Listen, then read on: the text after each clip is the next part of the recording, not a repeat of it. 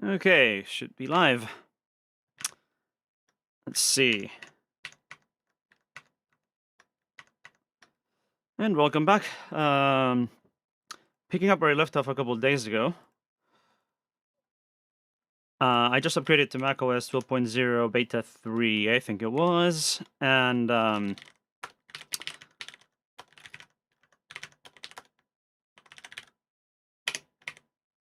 this is I was looking at some Wii stuff the other day.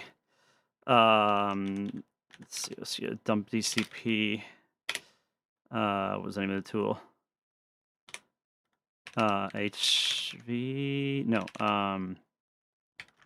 Mini firmware DCP parse log. Yeah, that's what I was looking for. So yeah, I was last time I upgraded to 10.2 beta 3, and I mostly fixed up the mixing calls and that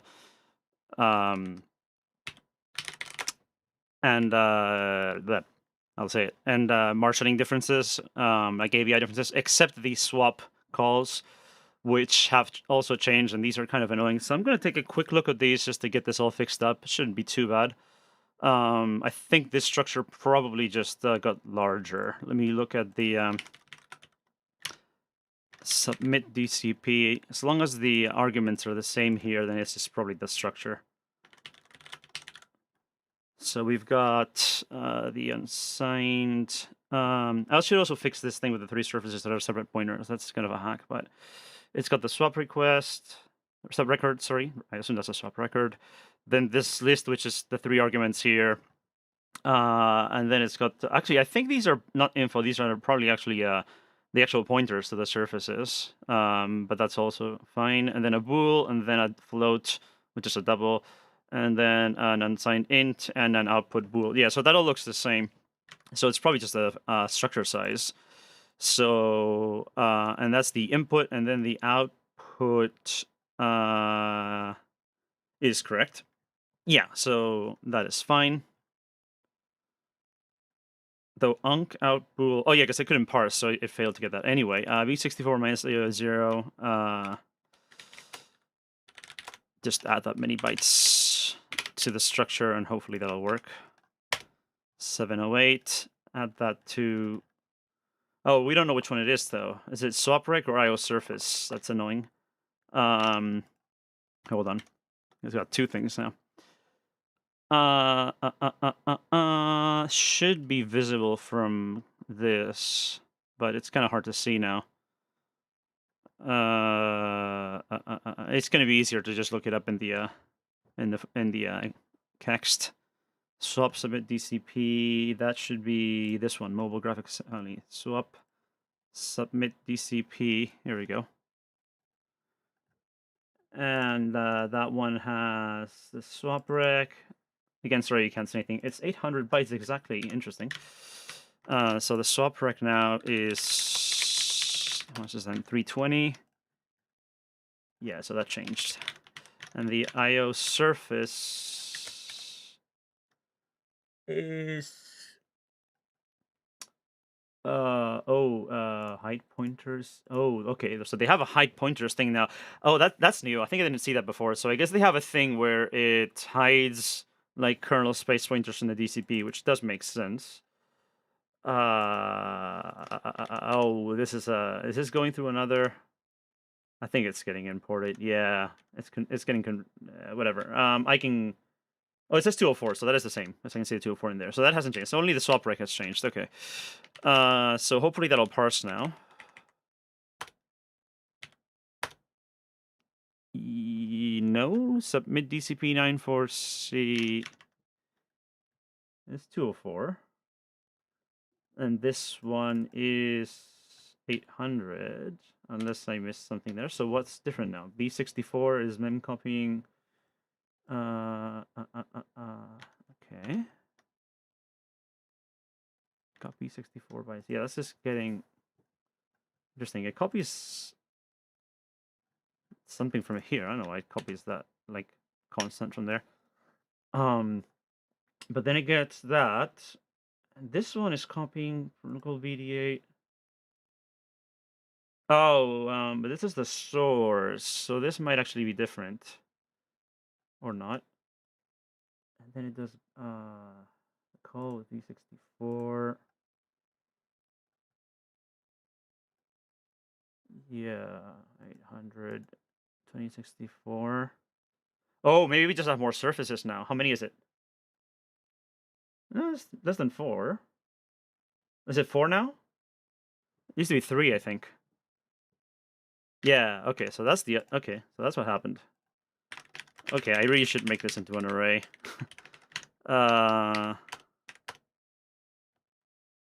No, but almost. Now we're just hex 10 bytes off. I really should fix this array thing. How do I do that? I need that. Yeah, it's gonna be kind of annoying, isn't it? How do I... Basically, the problem is that I need to represent arrays of nullable pointers, which is a bit funky. So what I could do is, if nullable, self-nullable, and then what I can do is, if it's an array, which would be a constant size array. Let me see if I can fix this real quick. Not format. First, I need here if...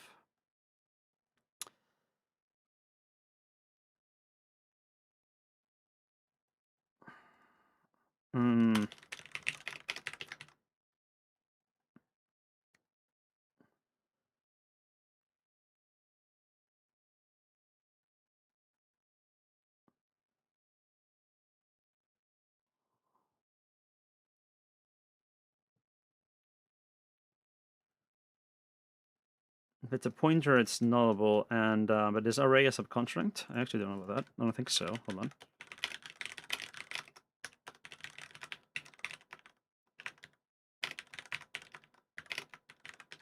Is it? It is. Okay, so it does go through arrays, and then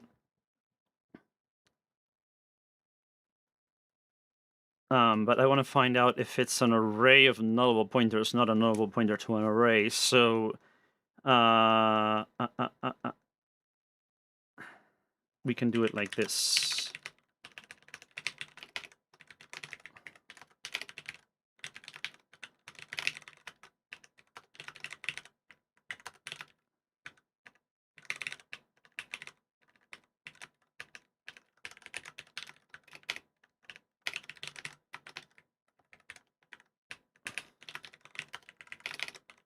That makes sense.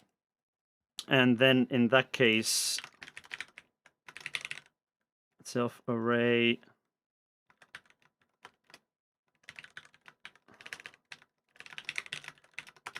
And then in that case, array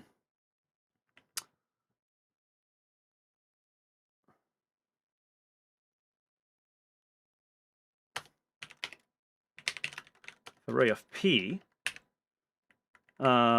actually, array size is none, is not none. DCP stand for, I don't know, I'm guessing display control processor, but we don't actually know that one.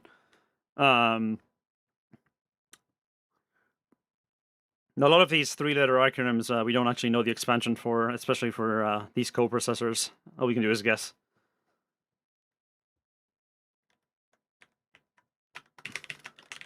So how does that work for arrays?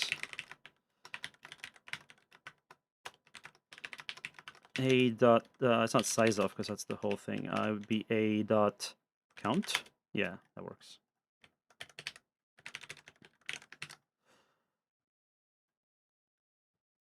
So then, if it's an array of P, and then in size is actually plus equals array size in there. And this would be no.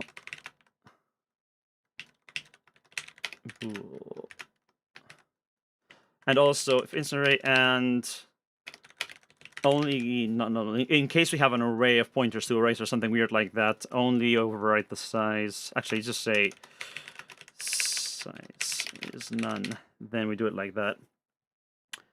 which hopefully won't happen. But so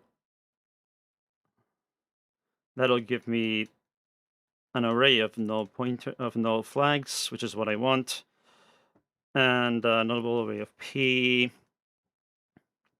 It does the padding, and then finally I need to fix that for the formatting too.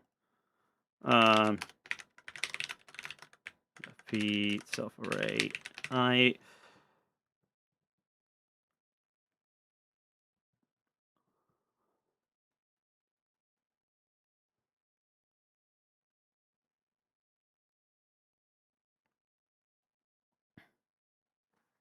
So the tricky thing is going to be, this is kind of annoying to nest now because it's an array of the stuff that does all the null logic. So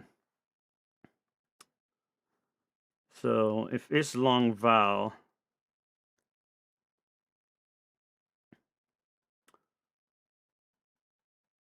but actually if it's len, if it's greater than 4 or I need a or is long arg 0 because otherwise that'd be silly, wouldn't it?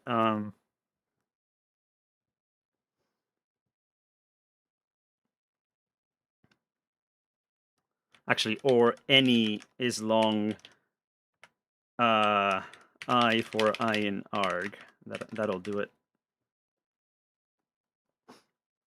If that makes more sense. And so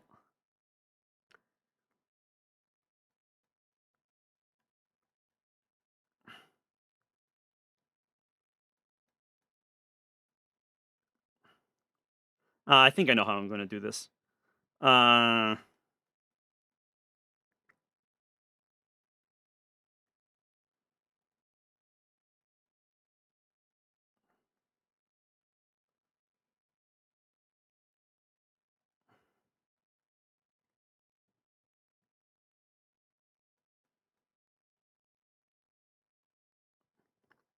don't really care that it shows us null like this, but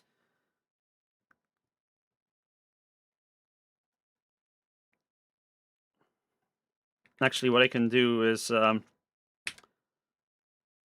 elif null, instead of name equals null, what I would do is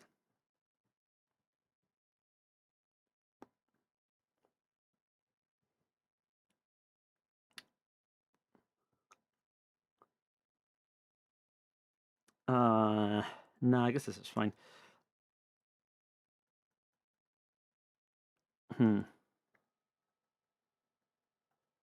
Yeah, well, this is more complicated now because I'm like using Python to handle C++ marshalling.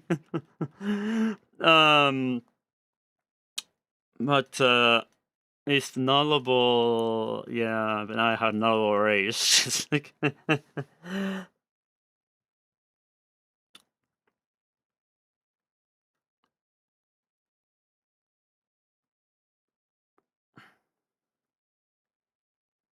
I kind of want to change the way I do this actually. So what I'm going to change is I'm going to say val equals. So if out vals and name and out vals, then sorry. This is going to simplify this a bit more too. If out vals and name and out vals, then val equals. Let's say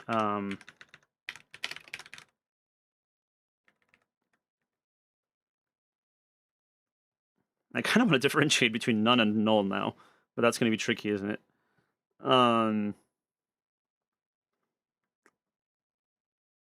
Okay, so let's say if out vals are name and out vals, then val is out vals.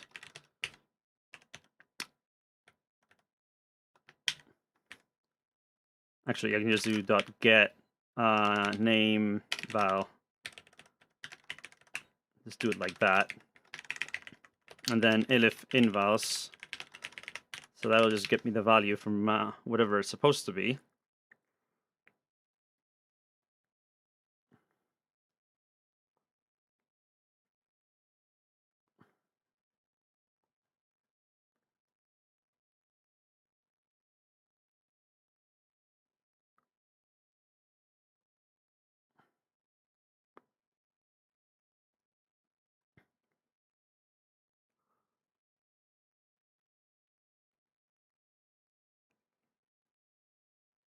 I should also merge this logic here.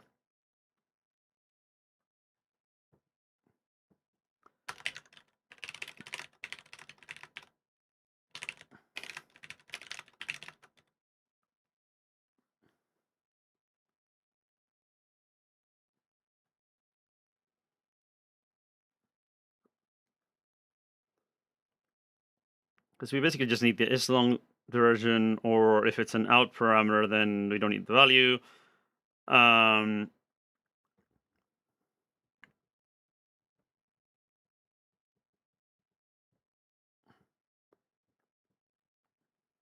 Yeah.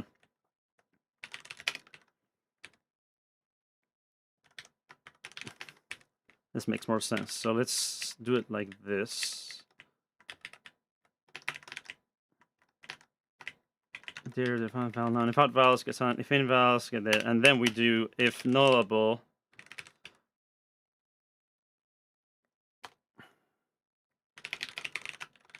If it's not an array, then val equals none, and that's the tricky thing. Is I kind of want to differentiate between null and that, but I'm not sure how to do that.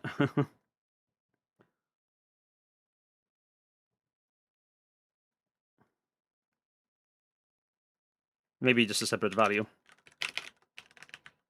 Oh, but it's annoying for arrays. Yeah, I really could use a sentinel for this. Yeah,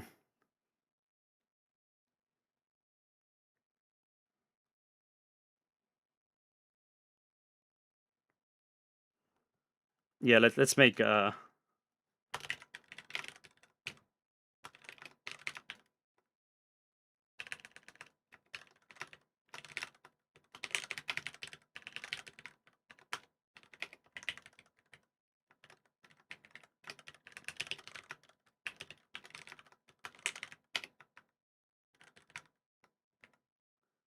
is there a singleton thing in Python? I think there is. I think there was a decorator for this. Or not. Actually, I think there was one. Or maybe not.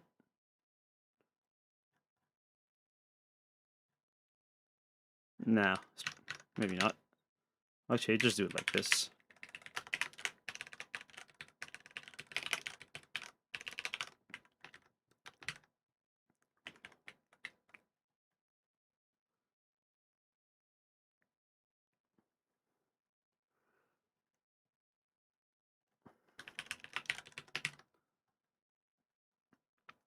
And then if not array p, val equals null, else val equals if null, else val for val null in zip val, comma, and then I need the actually not nullable. I need if it's null. So here's the tricky thing. If nullable, then if nullable, null equals that, and then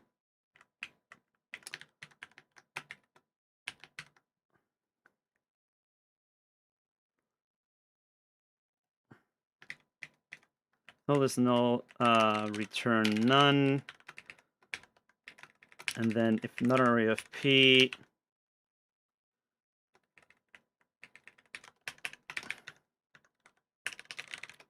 return val, and then null in zip val, null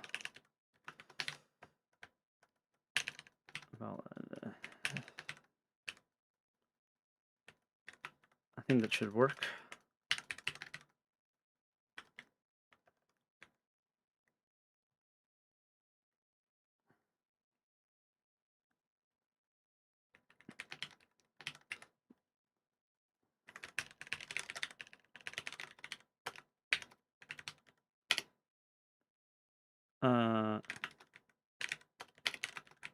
Okay, get that, and then if out vals, yeah, we can get rid of that. We can get rid of most of that. So basically, it'll be if val is null, then just do it like that,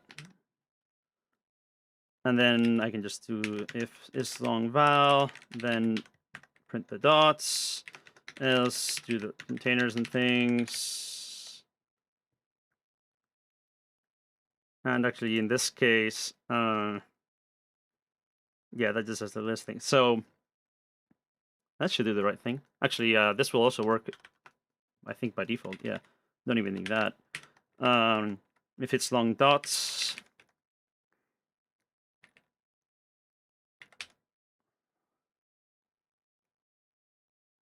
actually, I can do this list container stuff there too, and make life a bit easier because I don't really need that. Do I do that for here? No, but it does render differently, so let's leave it like that.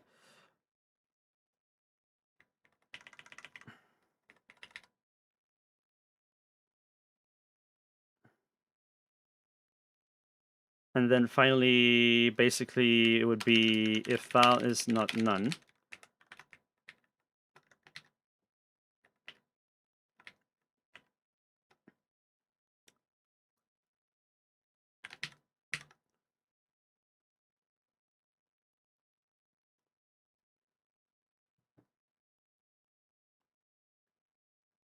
That makes sense. And then do the same thing for the long ones.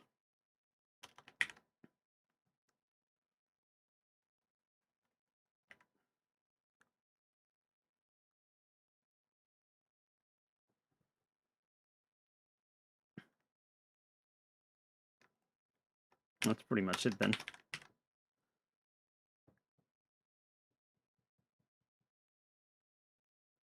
That might work. And then in that case, I can go here to the submit DCP. And then it would be array 3 of endpointer, and that's, sorry, array 4 in this case. And that finally, that should avoid having to do that horrible thing. Ooh, okay, call it array of P. I should really refactor that, but okay. Self.array, no, self-array of P.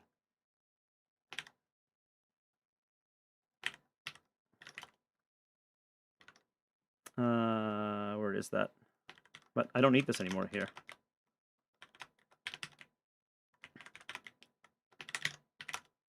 I is undefined self there. I it's not there. Yeah. Name. No, it is fine. But here, I don't use that, so that's fine. Oh, but I do need get field val. I need an index in that. Let's just do the I there.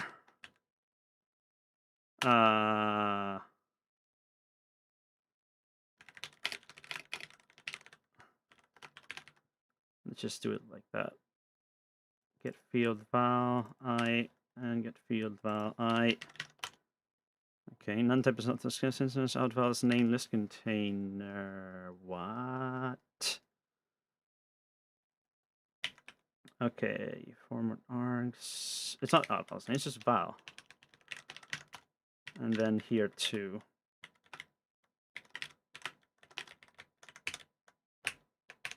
Makes life a lot easier. Same here. No, that's already a val. Okay, getting there. Is long is not defined. Is long needs a self somewhere.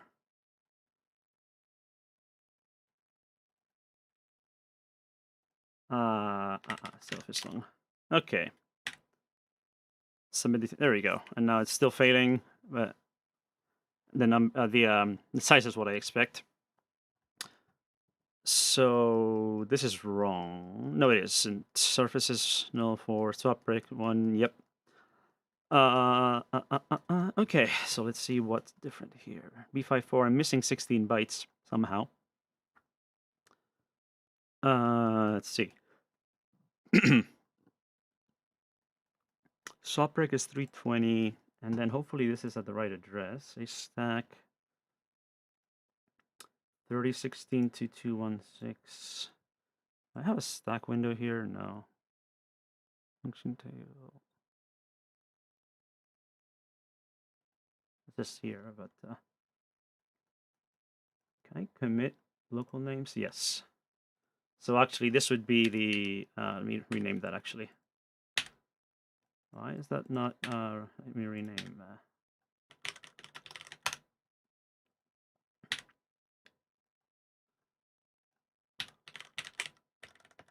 surfaces, commit local names, and so then we have surfaces.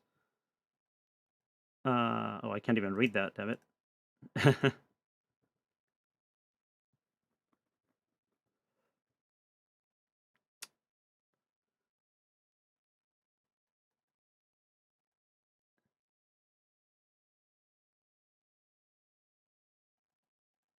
Damn it.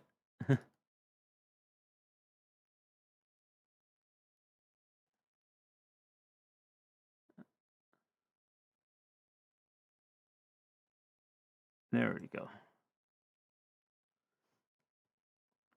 Yeah, so it should be just be 8A8 minus B, so BC8 minus 8A8, just to double check.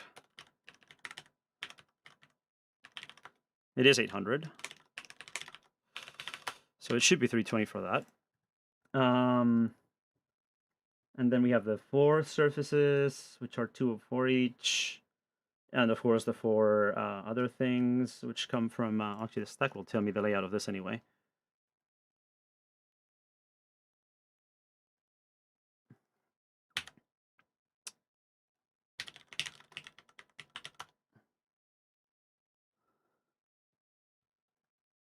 Intermediate function, stack frame, analyze stack, is that what it is?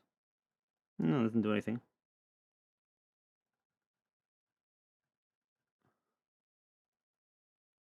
Ah, there we go. In the edit stack frame, control K, that's what it is, yeah. So this is basically what I want to look at. I wish I could look at the offsets in a different thing though. It'd be nice. But yeah, no, surface exit, surface addresses.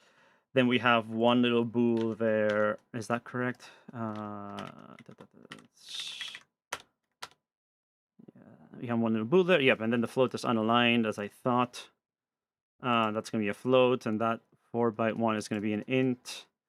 And then we have 1 byte for the nullable there, and 4 bytes for the null array there. Yep, that's all correct.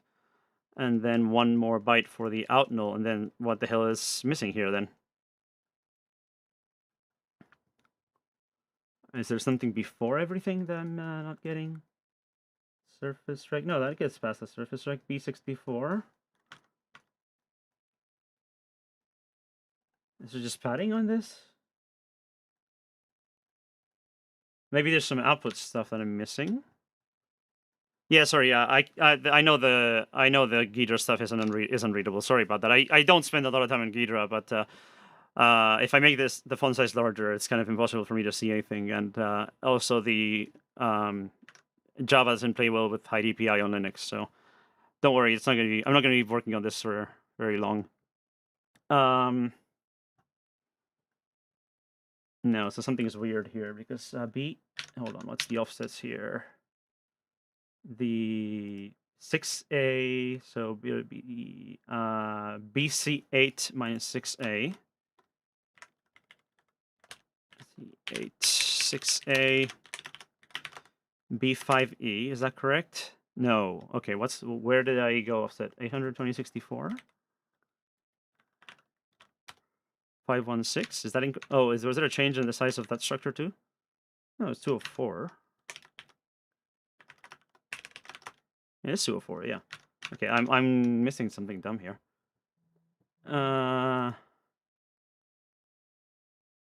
Oh wait, what's this? What is this 32 thing? Why are the 30? No, it's the addresses. That's fine. There should be 4 of them.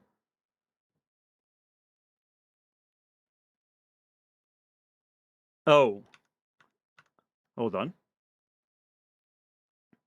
Swap submit DCP.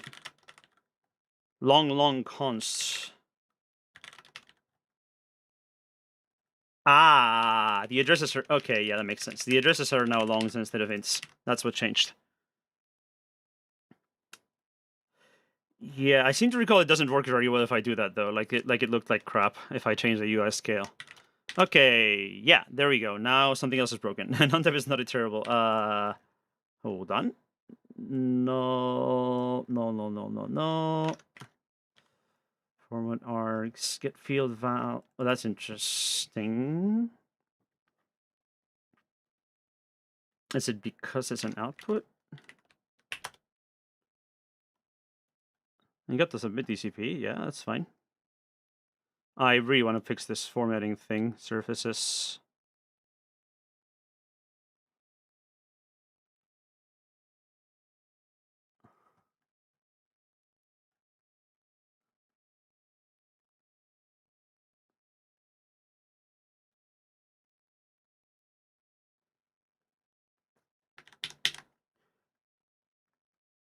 Can I make this a list container?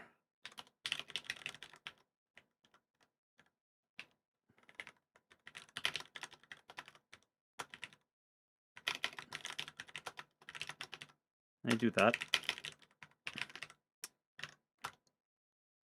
I'm not sure that actually worked better. But I want a hex dump adapter on that though. It's a byte hit hex dumps.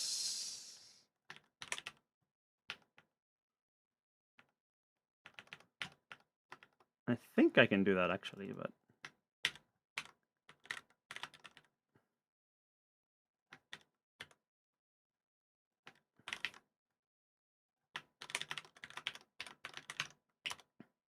yeah, that works. But then I need the null ones to actually be. Okay, so that works, except it's still. Why is the null not working?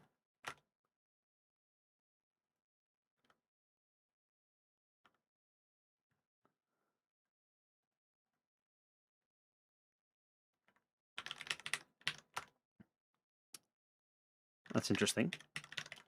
It's like it remembers. Huh? Oh, about 2, sorry. Yeah, okay, there we go. That's what I want.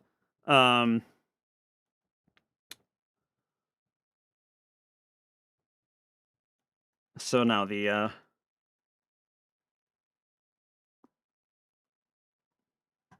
other part here is non-type central. Yes, because there's no output fields. That's why. If so, it would be if no and val is not none. Because if it's none, then obviously it won't be anything. Okay, there we go. So the requests work and the returns work, and now the complete thing is different. No surprise there. Complete AP gated. So we have subcomplete data, which almost certainly changed size. And that's probably it. Let's see, subcomplete AP. Ooh. Hold on. Oh yeah, that one's manual anyway. This was the calls. D589. I hope that's the same. And that should also be here. So it should be in the namespace IO hold on.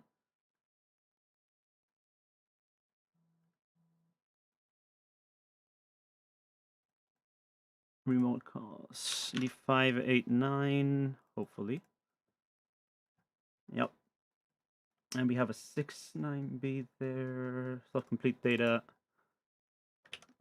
Where's the actual thing?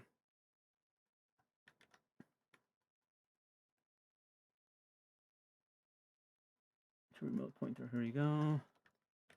Yeah, that just returns it.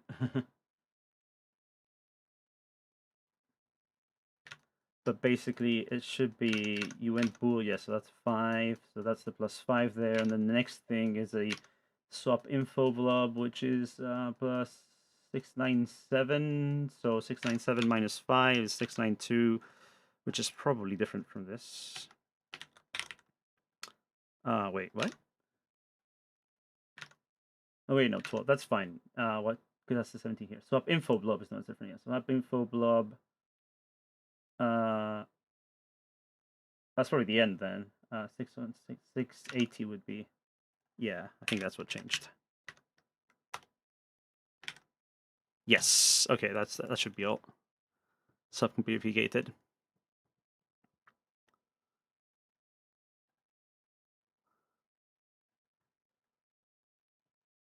And surface address, I definitely want to hex that.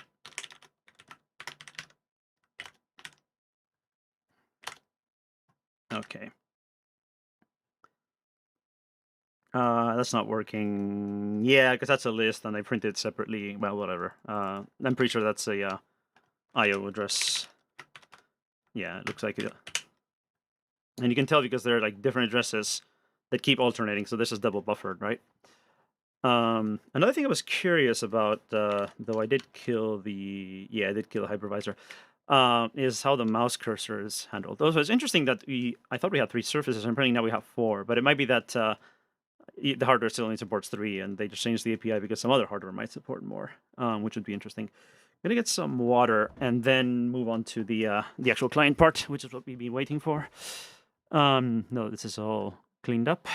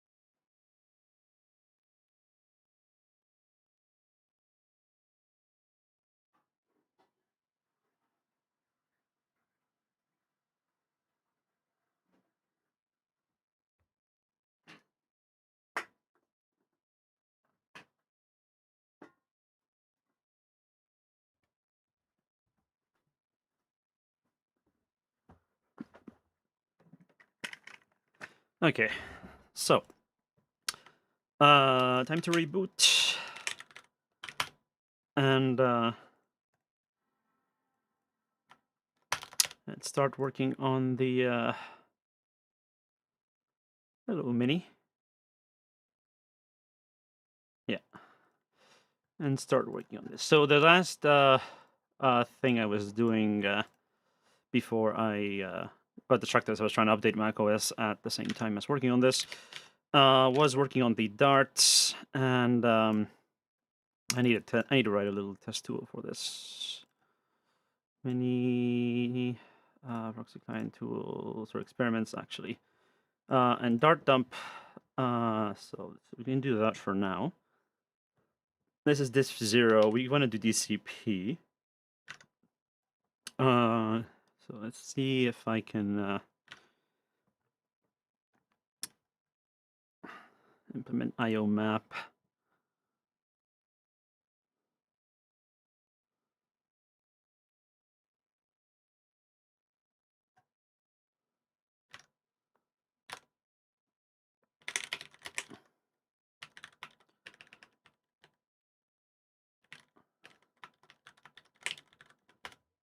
So let's write that here.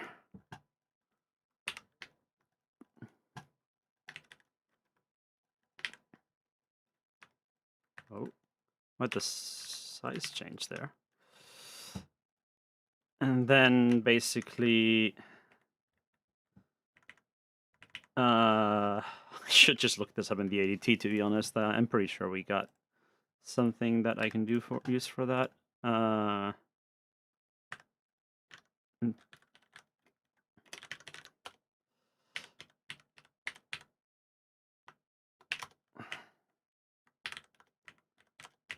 Yeah, it'll be... Oh, I should really make those ADT nodes print more nicely.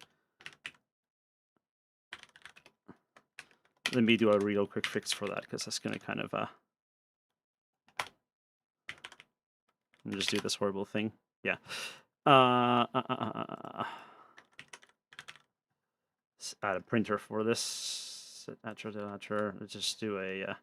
we have str, but we don't have repr.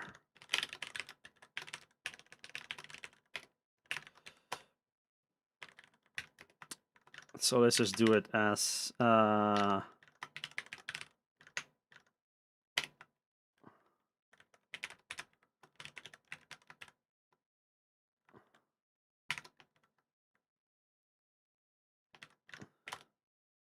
yeah, much better.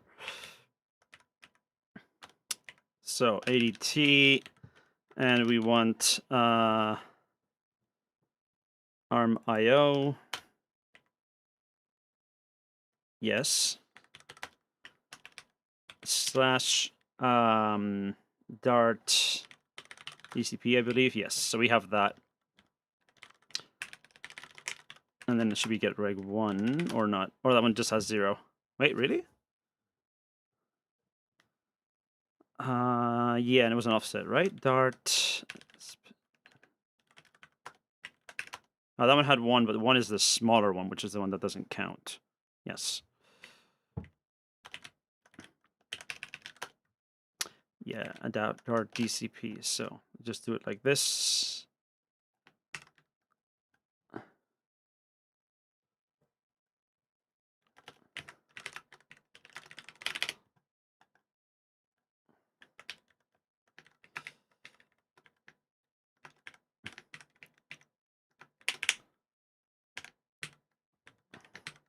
I think that should work.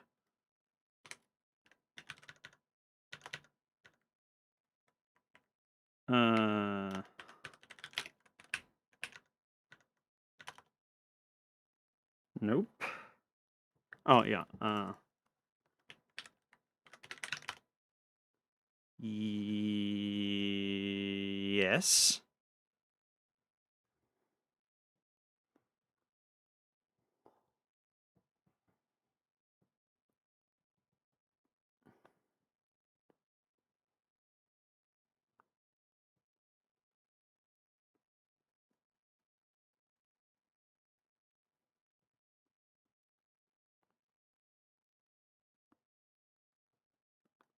Well, there's a remap, which is interesting. Stream 5 is remapped.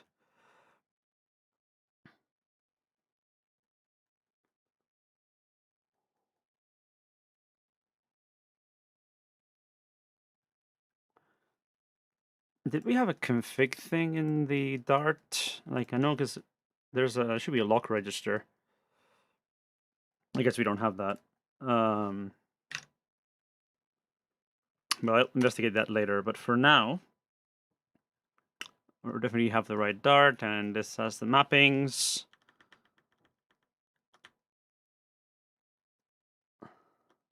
A lot of mappings, actually. And everything is to high memory, or is the, yeah. Everything's on high memory there. Probably the screen and stuff like that is also mapped to this.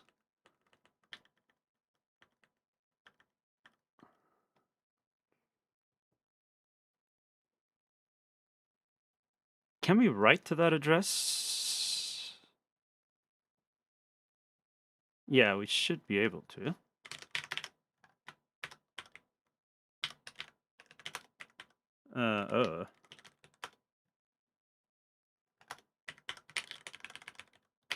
Yeah, we can.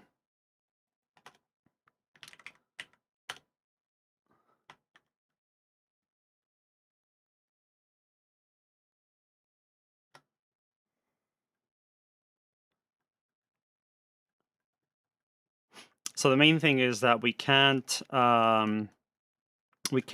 change, I believe, the TTBRs because it's locked. Basically here, I don't think we can write to that.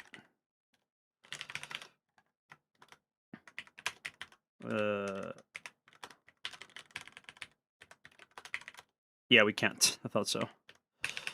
Because I guess in this first register there is probably a good idea to write it out.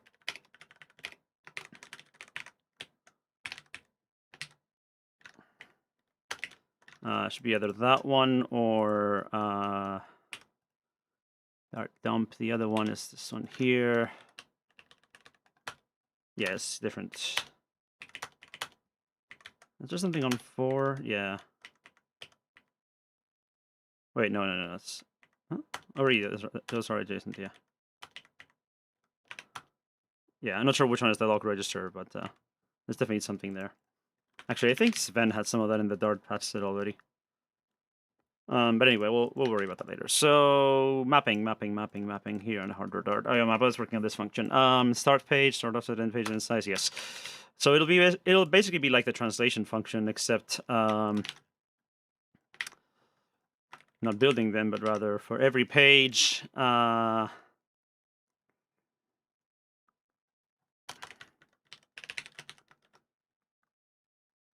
then PT cache.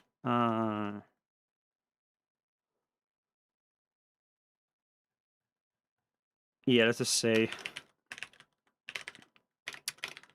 let's make a set of those of all the dirty page tables, and so for page in start, page L0 just ICBR reg not TBR valid pages been yeah. So if not the TBR that valid, we're not gonna allocate whole L2 pages. So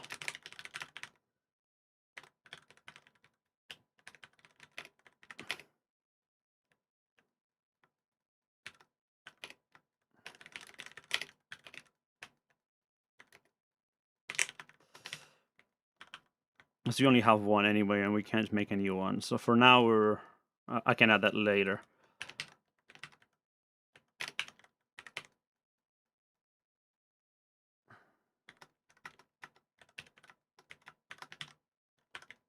So do it like that, and then we get a 1, but we need to change that. So get PT will put it in the cache, self PT cache address, and it unpacks everything. So we can pack that later. It just makes it an array. So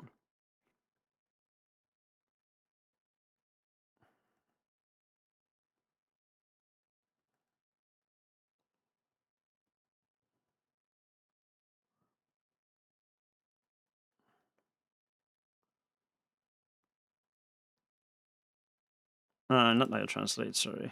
IO map.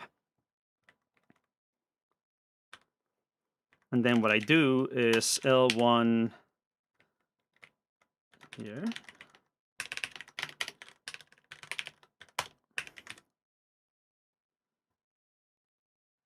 And the PTE bits would be offset and valid. Well, there's 2 valid bits though. They both have to be set, I'm pretty sure. Yeah. Just say valid 2.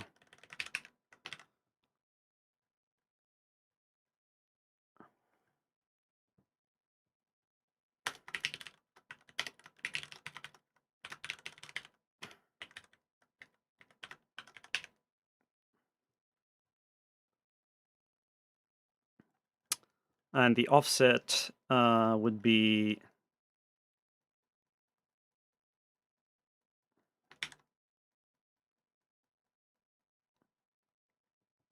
no, but this is the L1, so I need to first check to see if it's valid. Yeah.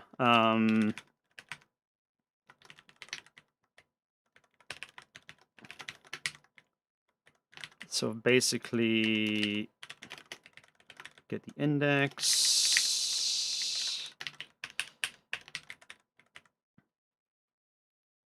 and then so first check it. L1 PT and cached.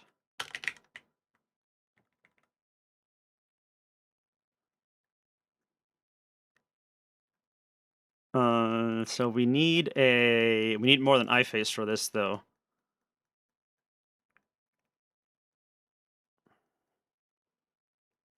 Because now we're reading memory. No, wait, we have the regs, but we don't have the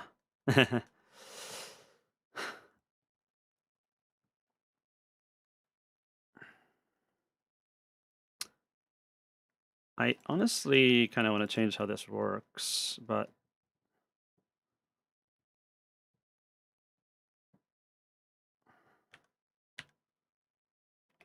I'll just pass util on that.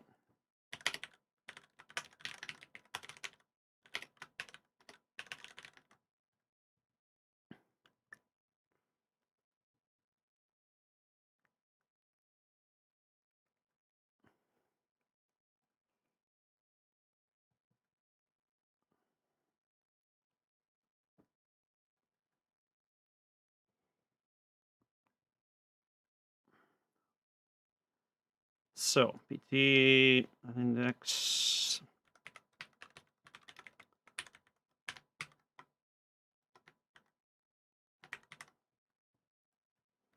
If it's not valid, then L2 pt equals, and then we just make that times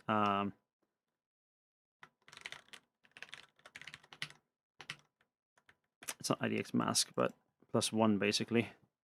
LX size, yeah.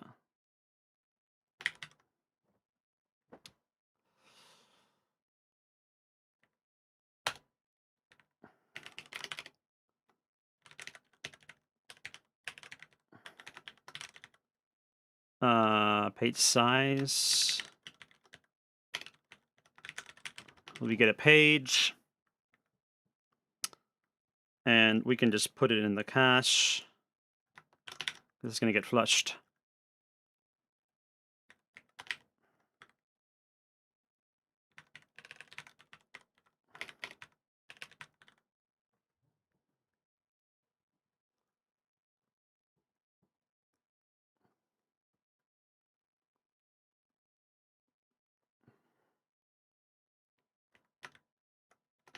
And just put it here directly.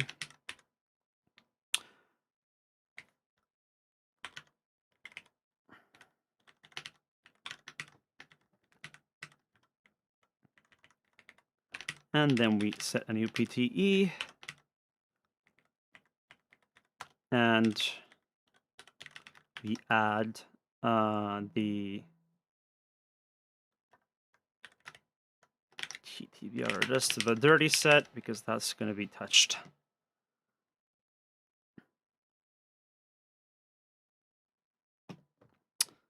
And then this is going to be the same logic for the second one, basically. L2 index page, L2 off index mask, L2 PT, T, L2, L2 IDX.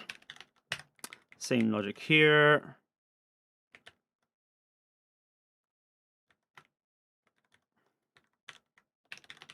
And then if it's not valid,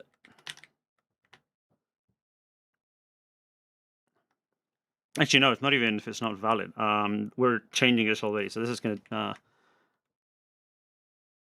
what computer am I using for Linux on for coding? Mac. It's a Mac. It's an iMac 2015. Late 2015. I've been using PCs until like last year, but just sort of coincidentally, before even the whole Apple Silicon thing, I ended up with an iMac. Mostly because a friend was getting rid of it.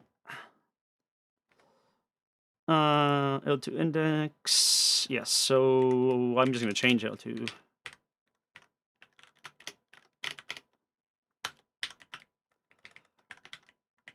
Basically just do that.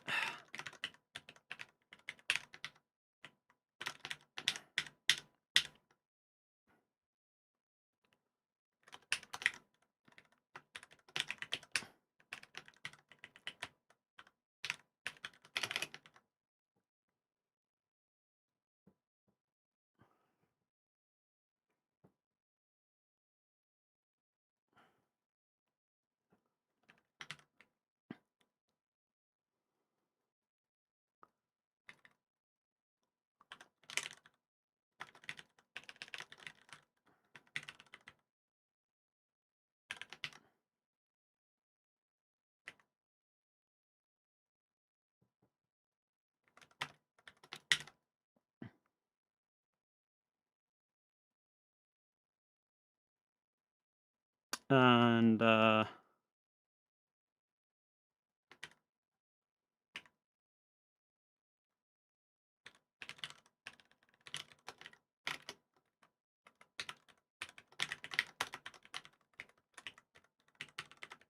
get L2 address there, PT cache, L2 address, cached L2.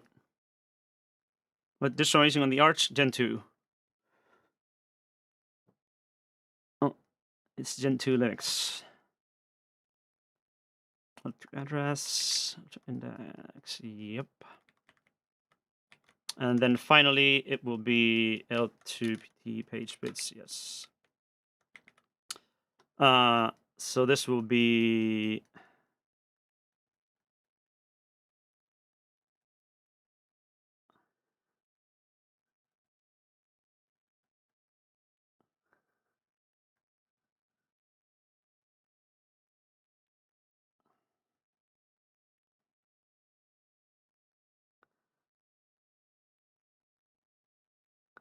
and actually this shouldn't be even aligning. This should just be complaining if it's not aligned anyway.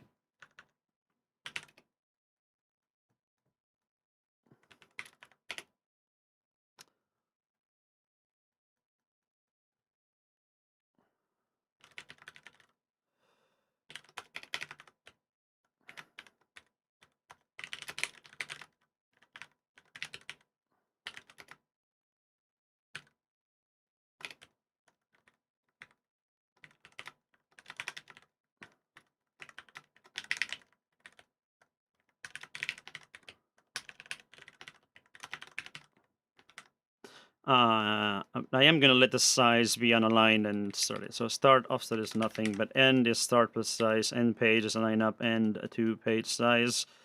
And then end size is, I don't care about that. That's fine.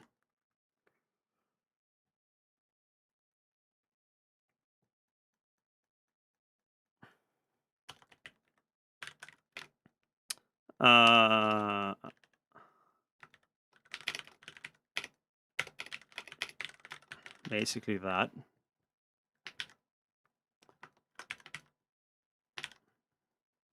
And then it will be the other way around, because these are the actually this will be IOVA.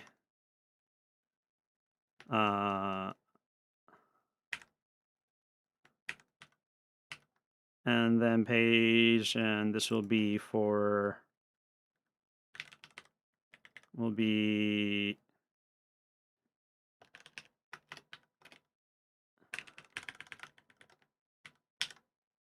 IOVA.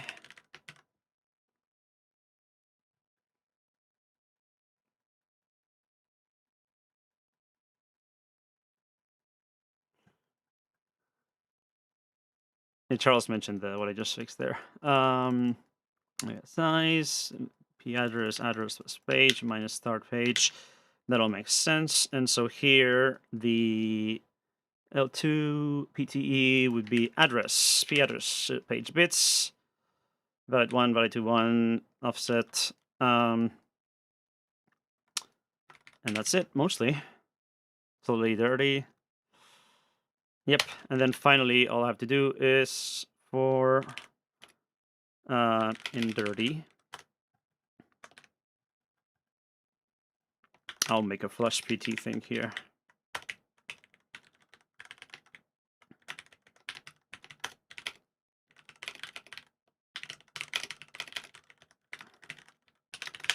Which is in there, and then basically self.iface.write mem.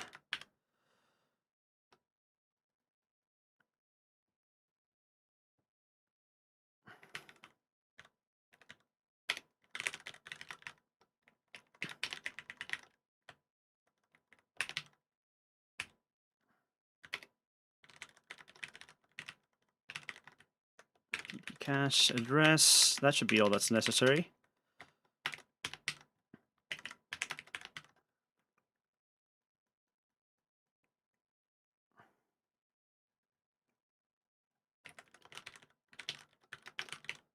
That should be it.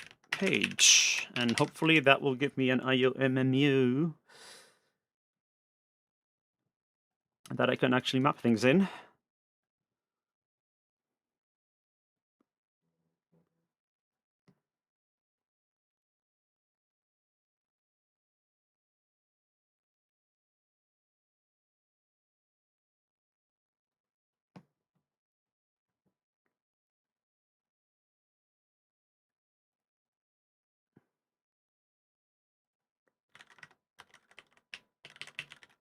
All right.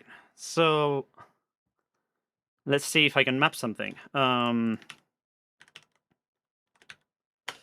You just run it. It prints everything. So let's add some mappings at an interesting address here. 0 dot IO map. And the arguments are stream 0 address. Let's map something at there to, oh, I don't know. Let's make a buffer.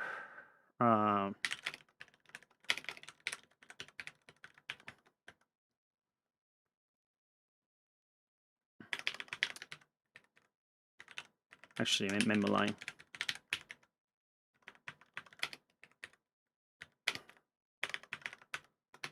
Let's see if that works. Actually, let's make it a bit more interesting by putting it a bit later in the range, and then I can dump all, and hopefully, actually, I'll translate.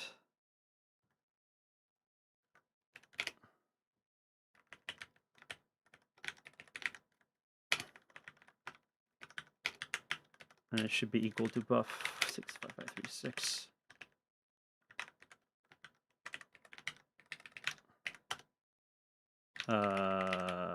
Just do memo line. Okay, getting there. Tuple does not. Oh yeah, because it's let's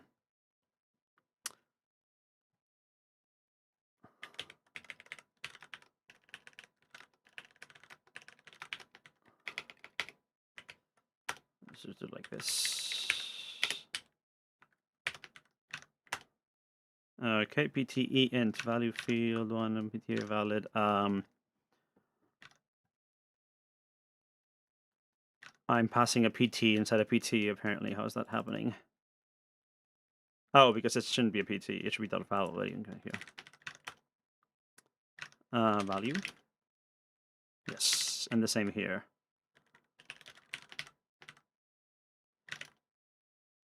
Okay, and then L1 PT offset. Yeah, it should be like this.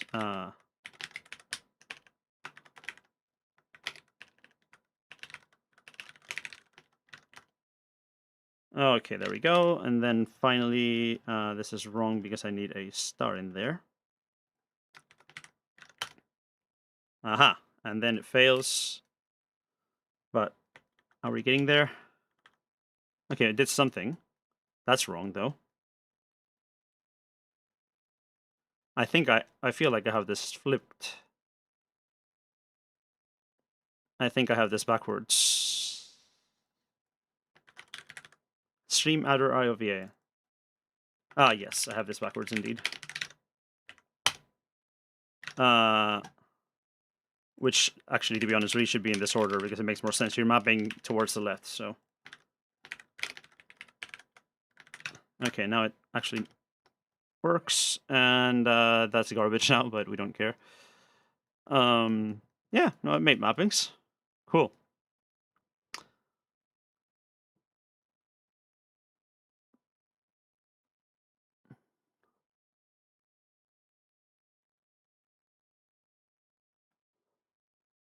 I'm not really sure what happened here. Hold on. Are we in two different? Like that was that one, but then how did this end up in 8110100?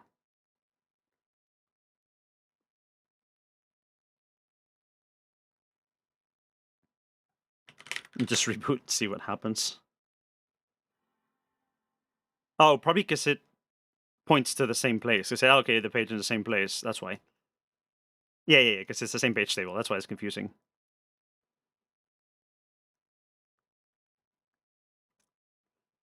Yeah.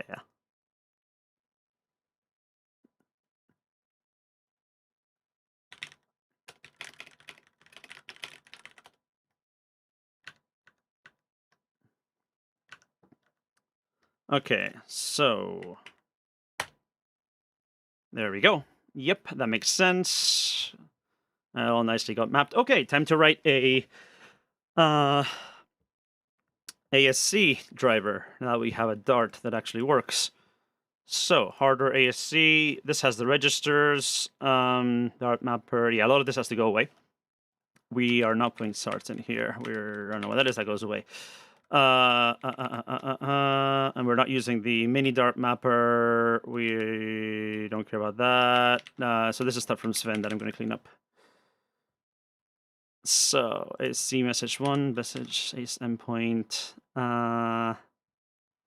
Yeah, so a lot of this came from firmware ASC.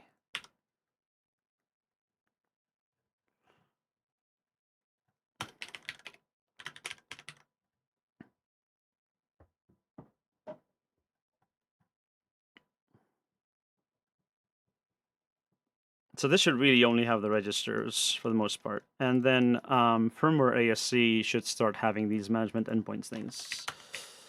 So let's grab this. Mostly move it to the right.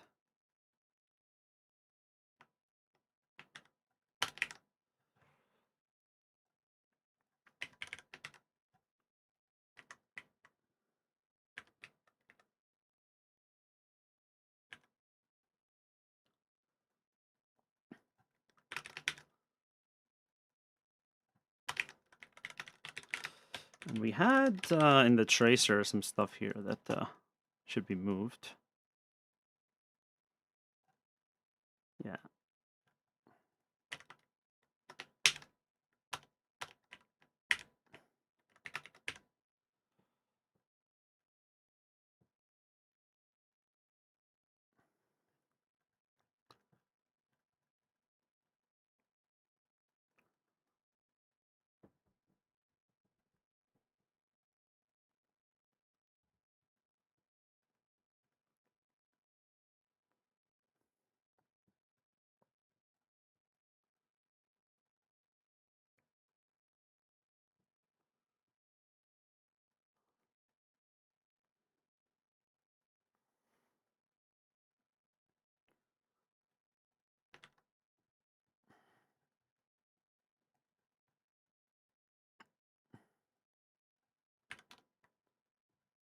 So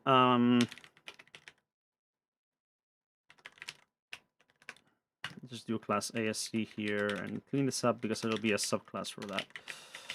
Class standard ASC endpoints.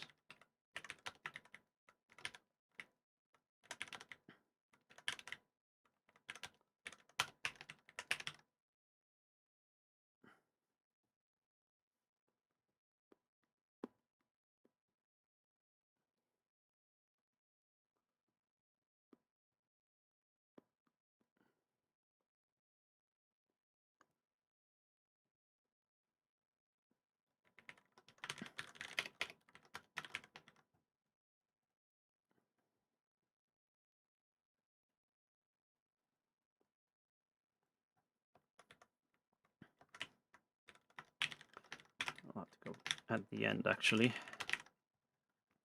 So endpoints into a C base. Actually, I'm not even going to use endpoints like that because in this case,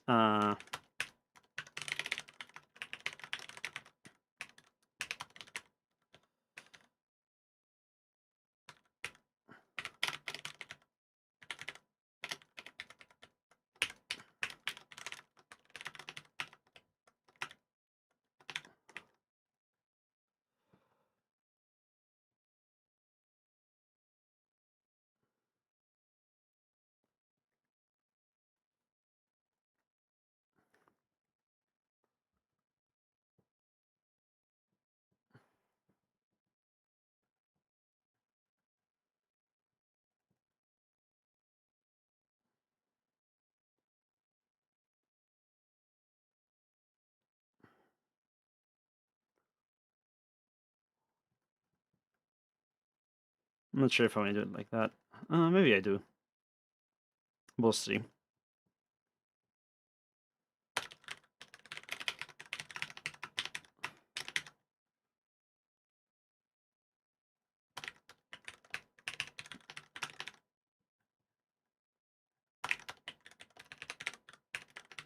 Let's do it like that.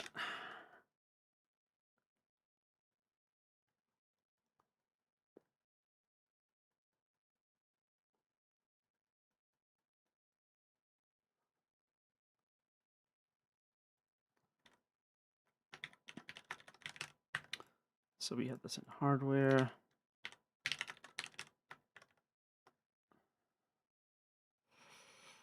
All right, so let's clean things up here.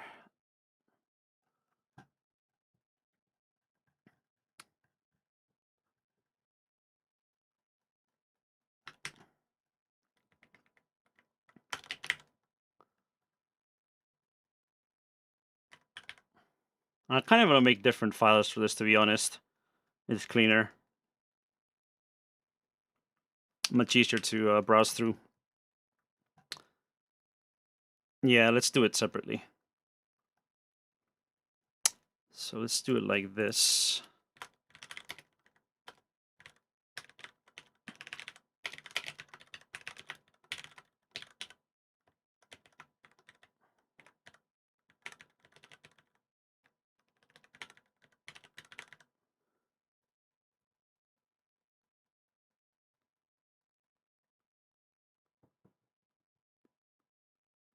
Oh, it doesn't crash. I think the 3 we have so far.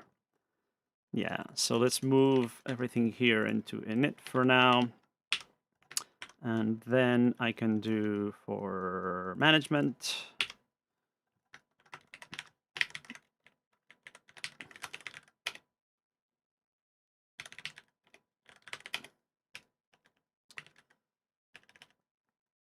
Dot dot, is that correct?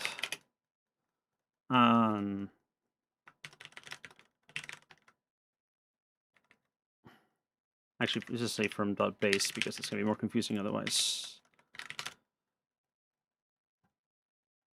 And then in base, I can have system base.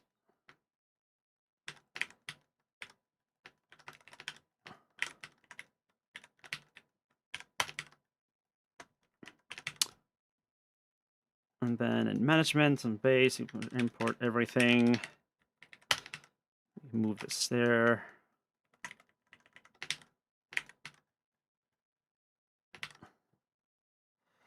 Syslog, move that to syslog.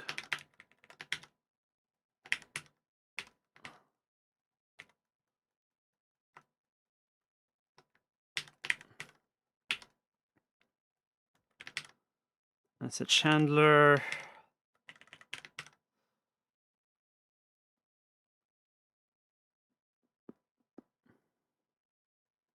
And then this goes in base.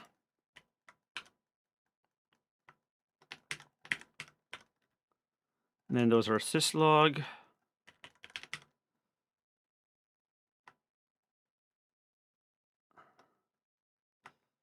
Oh wait, there's log and syslog. Is that a thing?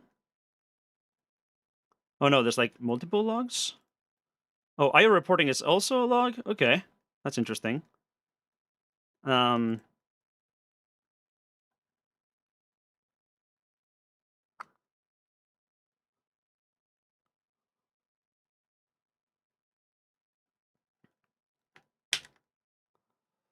So let's call it log then.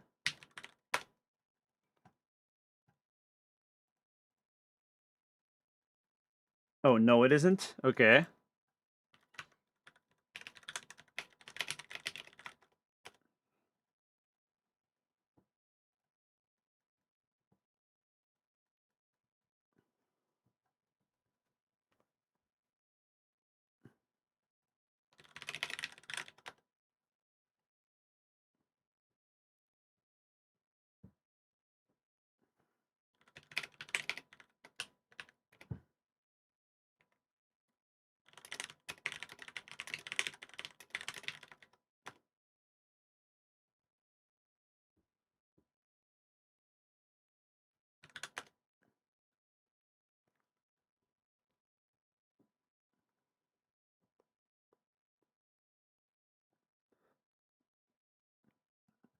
What IDE is this? This is Kate, which is just a fancy editor, but not really an IDE.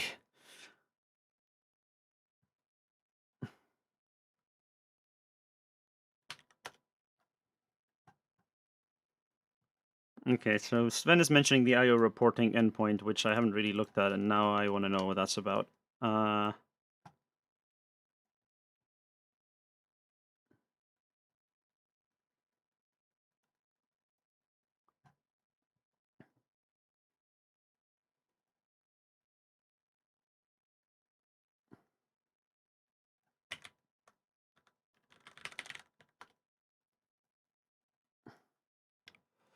Okay, so you're saying that this basically.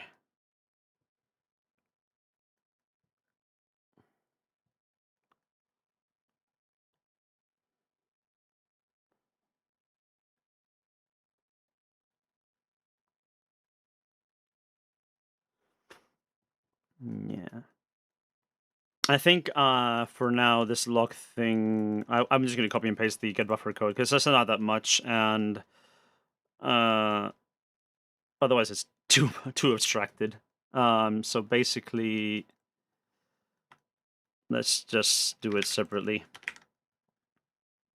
In principle, you're saying the IOV has more bits, which I'll buy, and init just has that, and then log is that. What's AC syslog anyway? That doesn't look useful.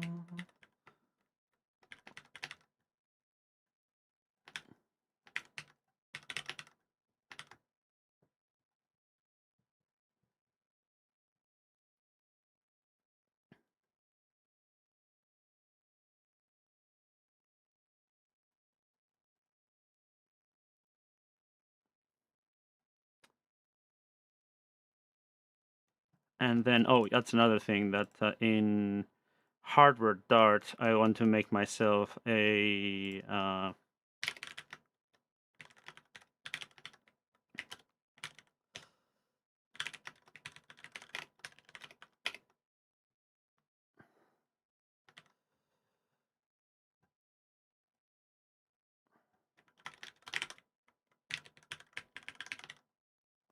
it should be heap. Yeah.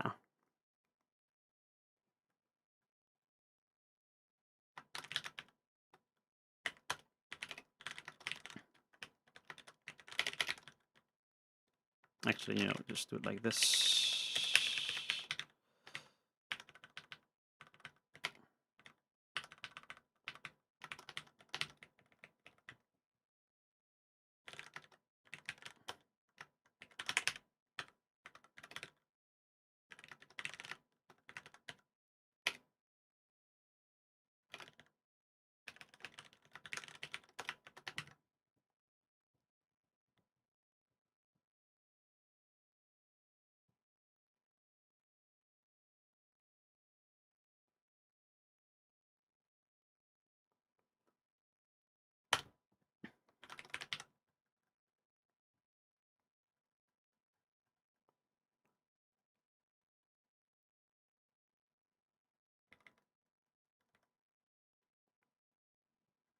Oh, and this is wrong too. Size 0, return. Return 0, but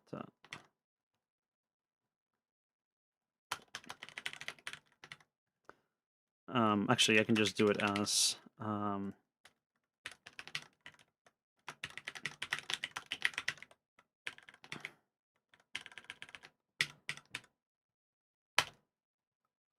actually, these IOVAs should be per stream, actually.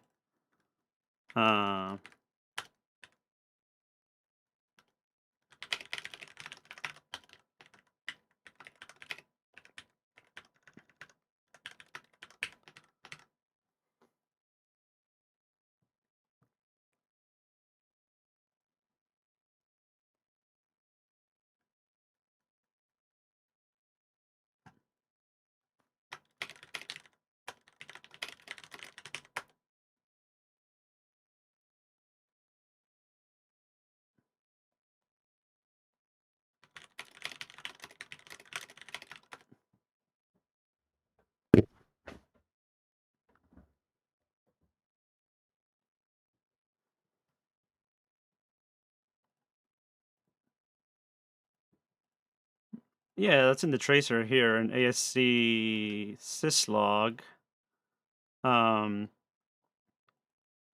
Or at least was at one point. Buff size is in there. At least the init has the buffer size, which I don't use, but I do have it in there. And I think the max. The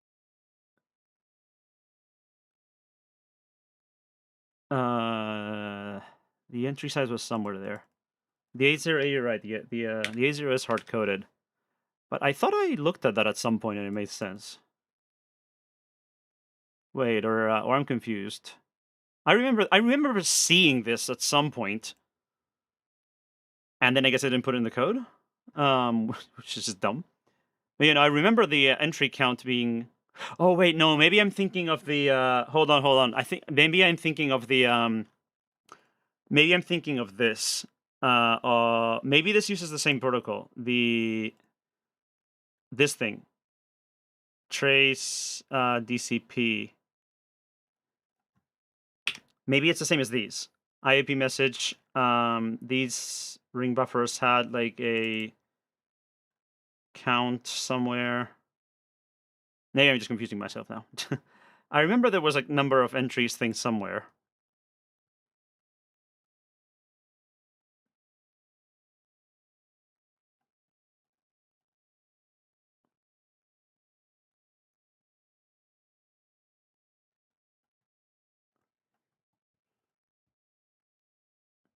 Yeah, I need to run that again. So, let me just do a quick hypervisor here.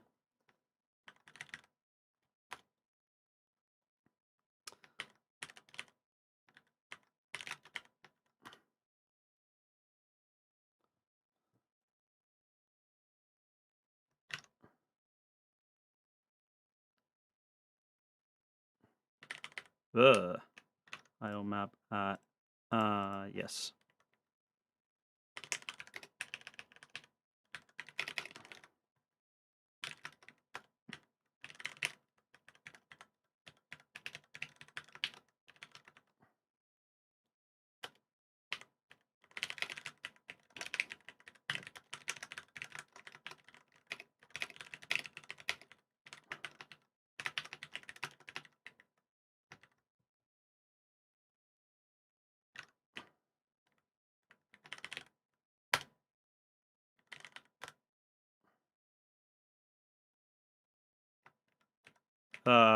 How did I just panic it?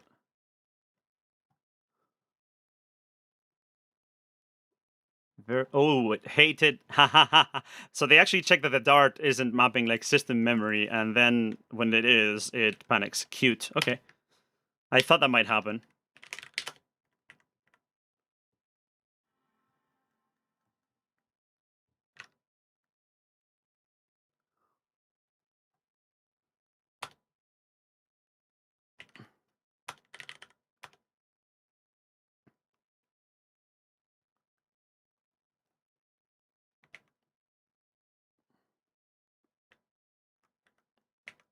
Okay, so let's just look at the beginning of this with the endpoints.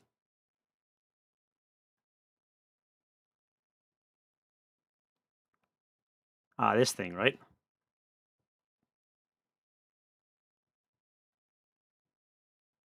No, but 3 is a different thing. Starts 10.2.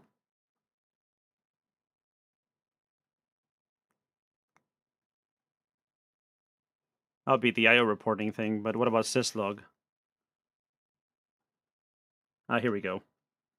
Init type buff size 3f. Yeah, that's the number of messages, so I do have that. And then get buff.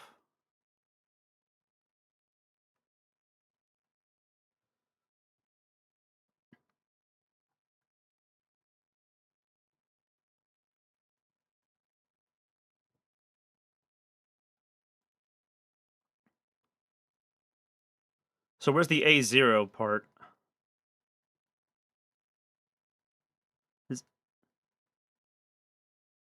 Okay, so this 80 is the message size, and then okay, that makes sense. Yeah. So syslog init, I see. Yep. Trace. Let me just fix that real quick. Then syslog would be.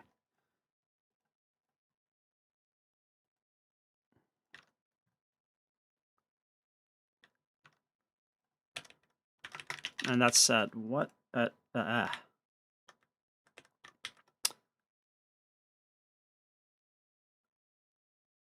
24? Yeah, it looks like it.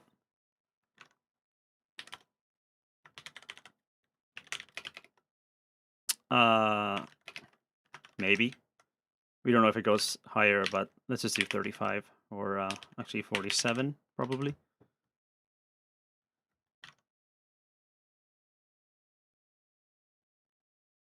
Let's use 16 bits for that. So 6 plus 4, 40, 39. 31, 24? Might be larger, who knows? Yeah. I'm going to guess 39, because why not?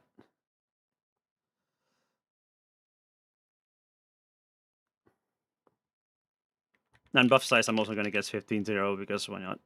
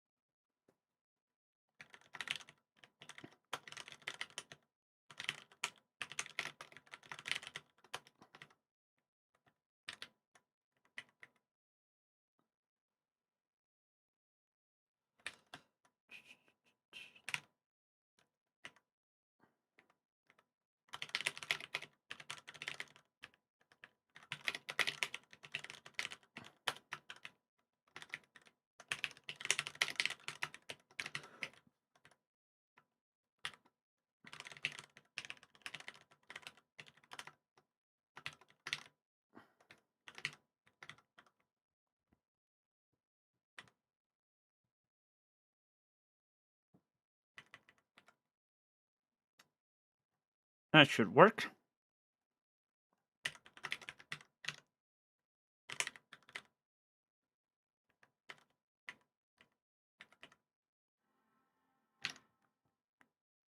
And then this will eventually import these structures from the other thing anyway.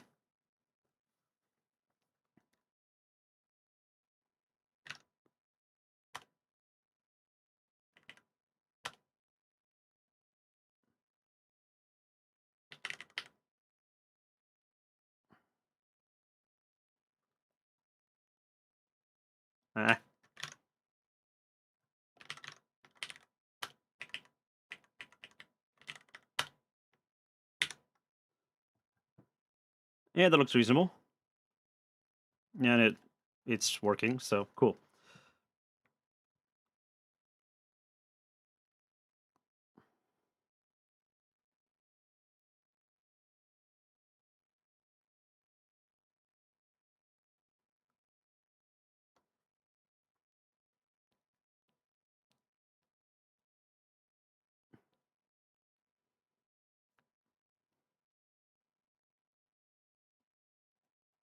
All right, so back to ASC.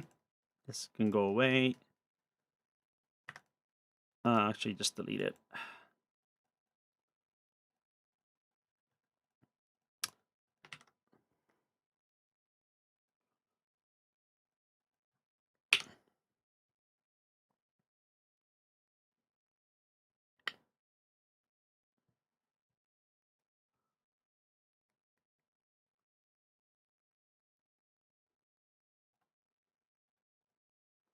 And I probably want to put this in hardware and just have the other thing subclass it for the endpoints. If I put this here and just have the basic functionality for mapping endpoints, not even mapping endpoints, actually. Yeah, well, it should work actually.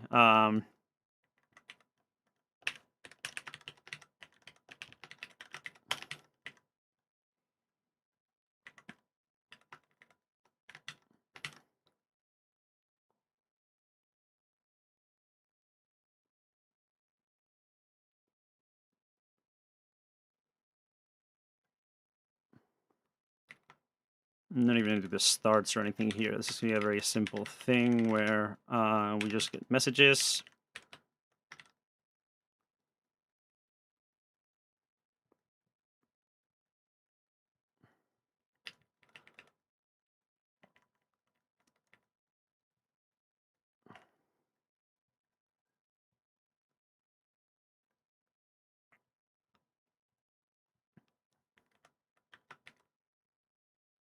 I'm not gonna log anything right now, or we can log everything until I get annoyed by that.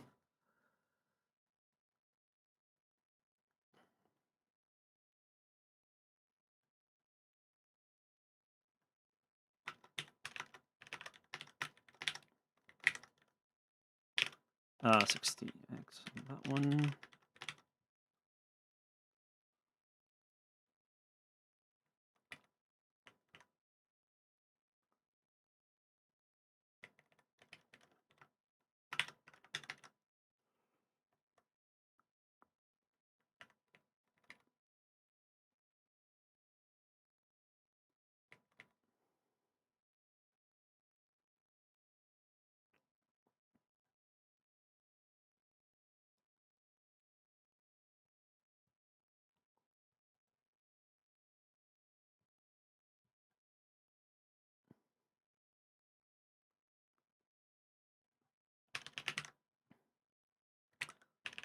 AP map is fine, but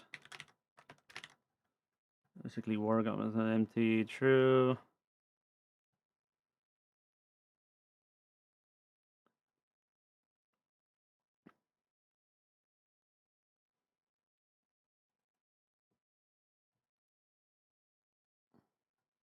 And I'm going to do the rect type thing here. That can live in the endpoints.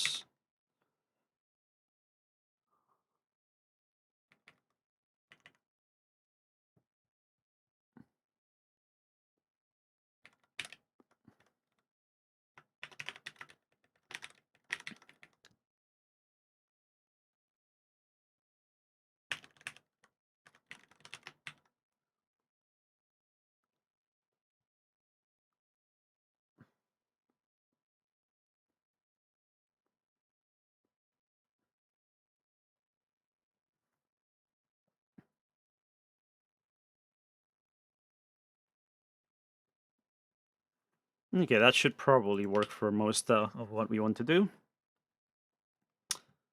And then here in standard ASC, I need to register some endpoints.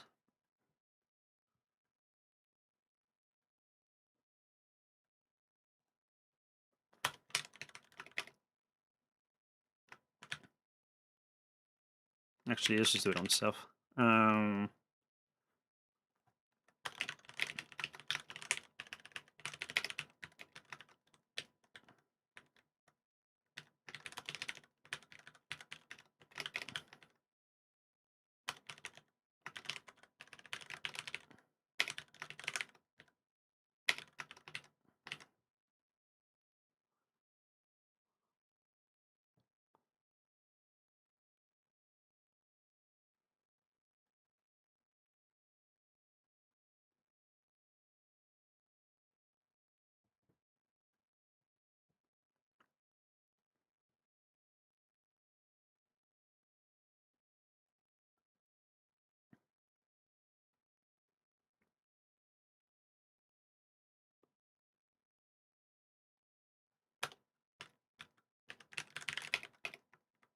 Yeah, so we can do it like this.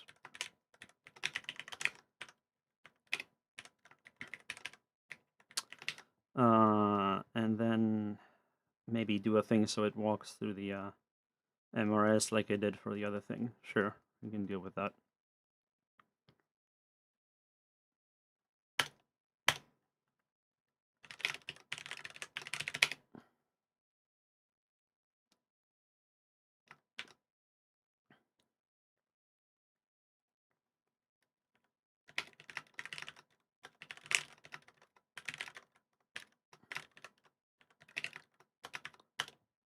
Supernet, and then do self.add EP.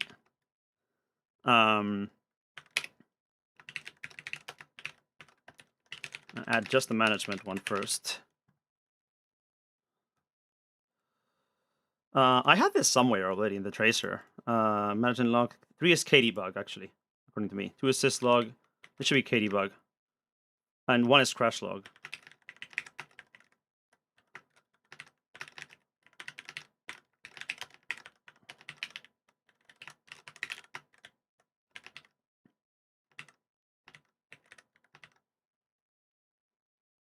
Yeah.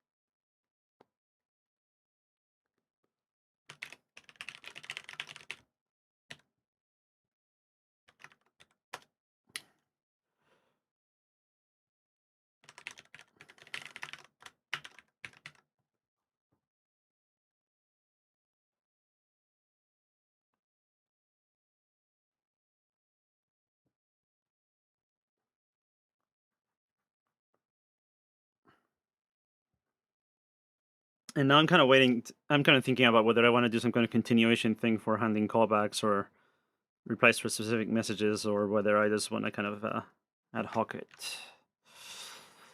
Mm.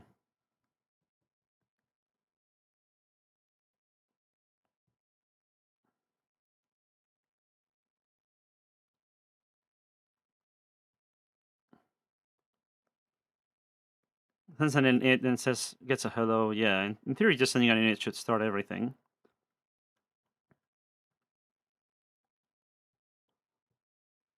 Is there a way of knowing that we've finished initializing?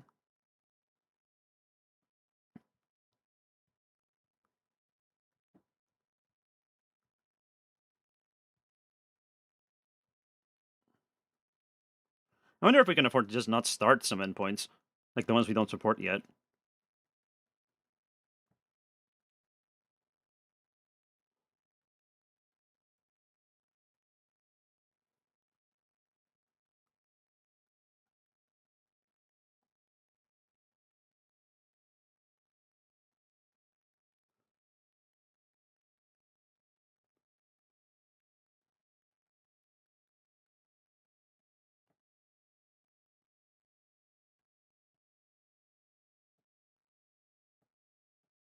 Hmm.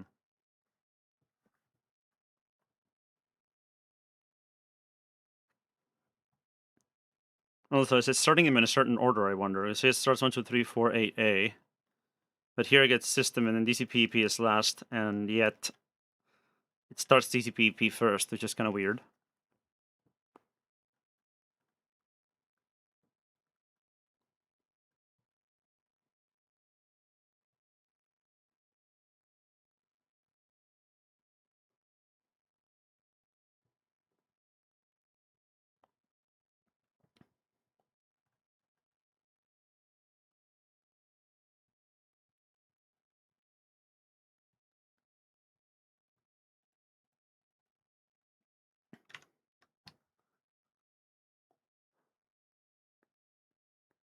So I want to know if we can afford to just not start all of these extra ones, basically.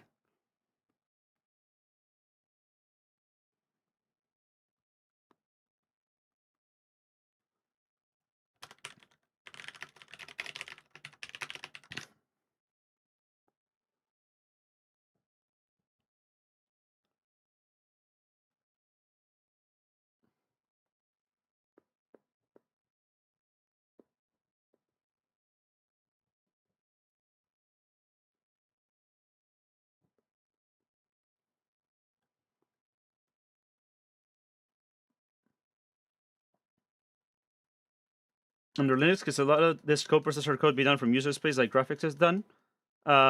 Yes, no, like what Frayden said, you need to do this for kernel mode setting, which is important. So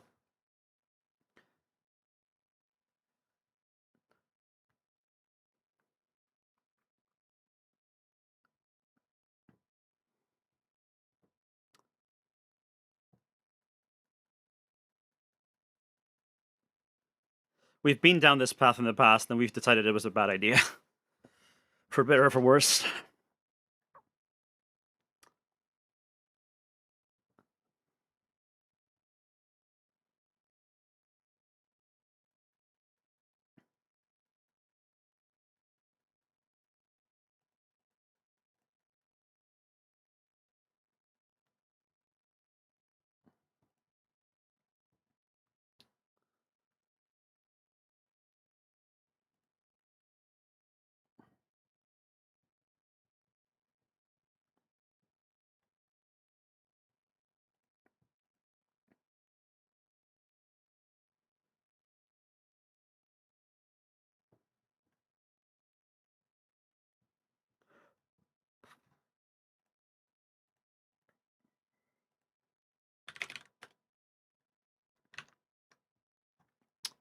Okay, so a lot of very machine-specific code modules. Well, yeah, I mean it's going to be a module, but it's I mean that's the case for all graphics drivers basically, so that's not new.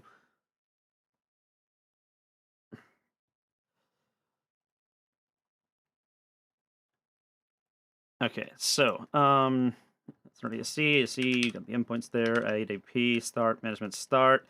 That's fine. And then ASC, this is what I just replaced, so this can go away. And that'll go to crash.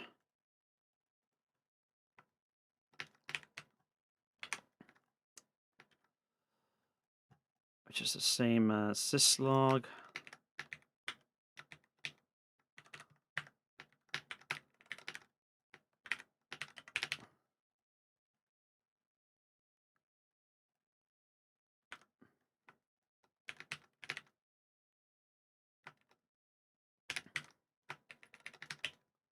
This needs to be fixed with the other stuff, but I'll take care of that.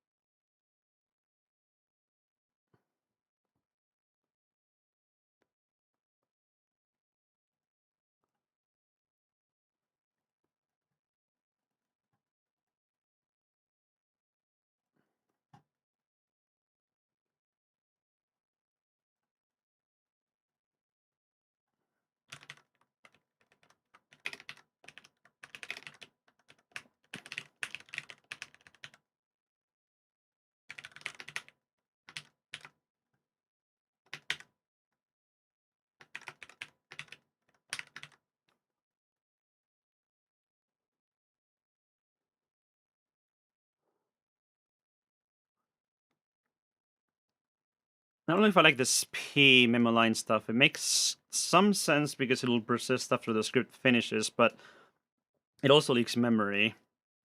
So I'm going to do this in U, even though that may be a bad idea eventually. We'll see. But also, I'm using U for the Dart anyways, so.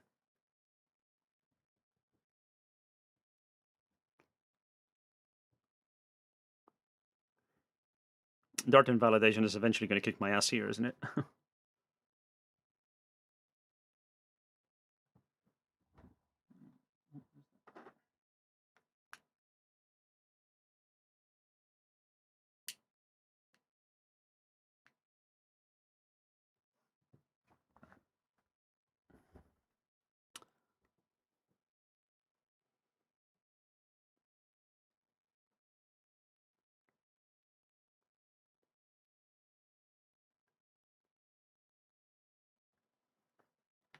Okay, so mapper.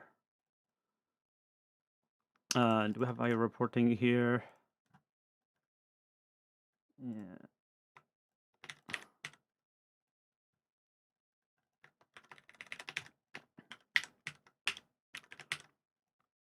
And this actually base is the base endpoint, and actually the system.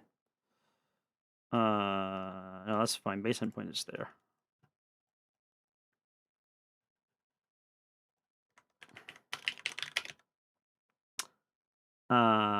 From .crash import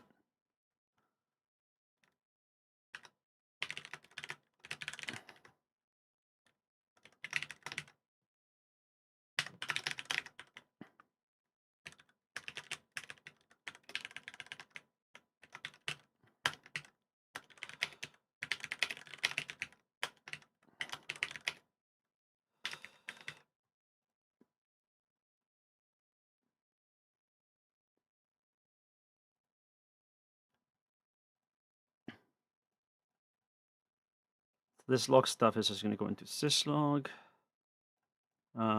which you already did. So that's done.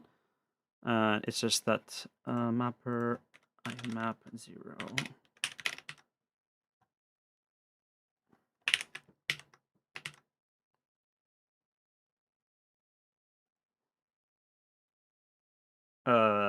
It's not a tracer anymore.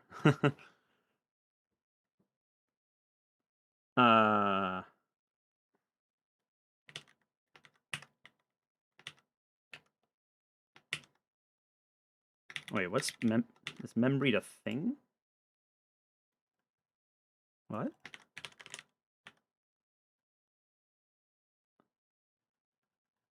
Isn't that an iFace thing?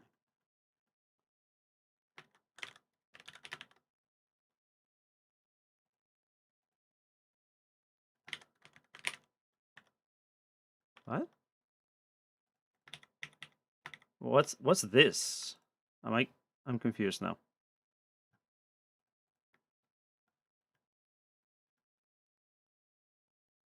Tracer Dart I. Where'd that come from?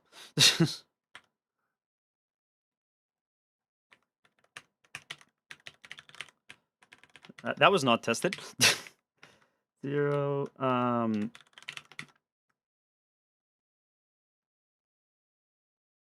Yeah, okay, I'm just gonna copy and paste this.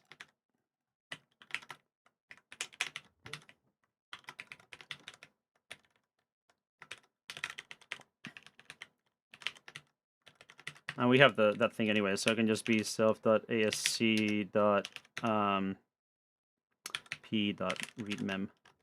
So we already know the address anyway. And it'll just be buff. Yeah.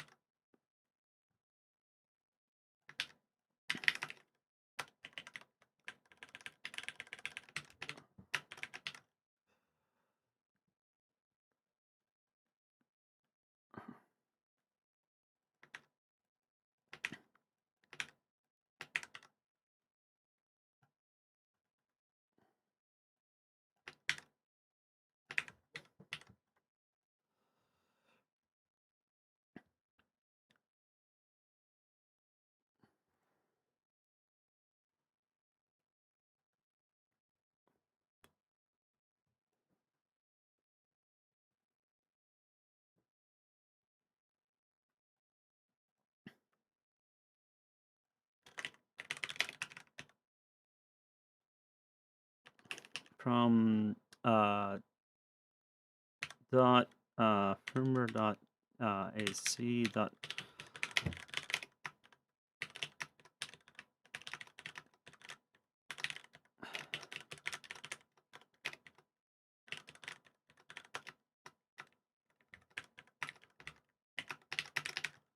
Let's put these things here too, over here.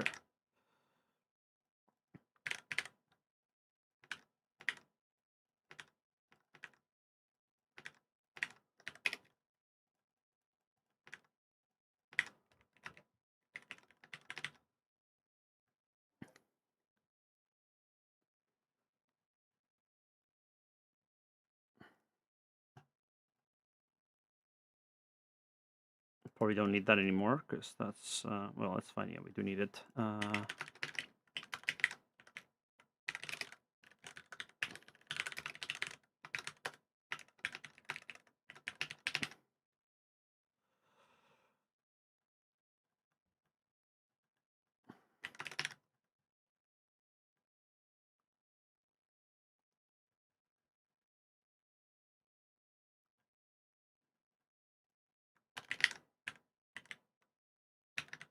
Dot. Sorry.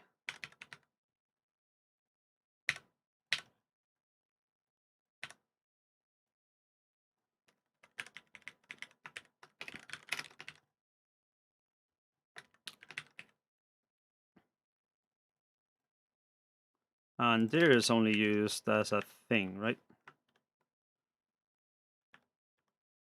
Is that even used anywhere? No, it's not used anywhere, is it?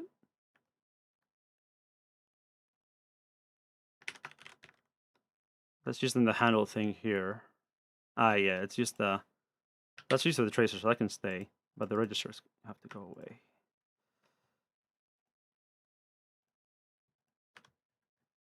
These should be the same, yeah.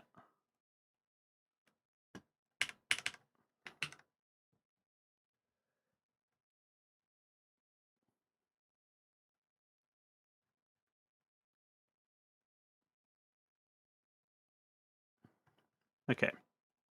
Here, what else is in here? Syslog should be done, so we can delete all this. Log endpoint, yeah, syslog log is done. Okay, that's basically it then. It's just the IO reporting was based on log endpoint, which that was the hacky thing, wasn't it? So what are the things there? IO reporting is 4. which gets a lot of stuff actually.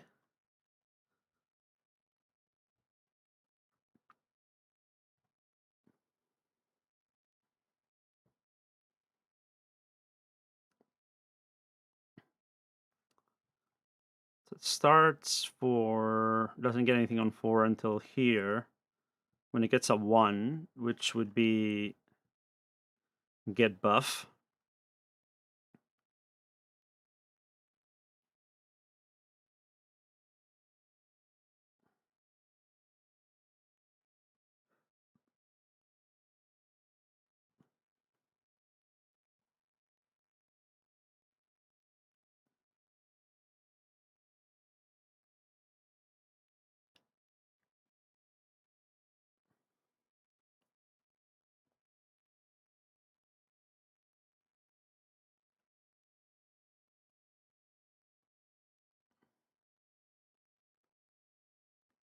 And you have a size and get buff there at 44. Does that work for the syslog one? 32, 40 here. No, that doesn't make sense. That's like a buffer ID.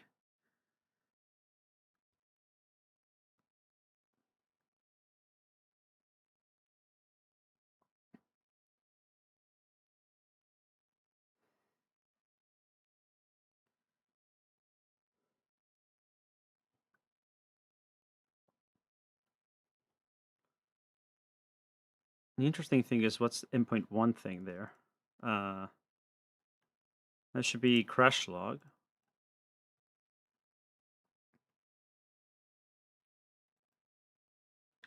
So it does have a size.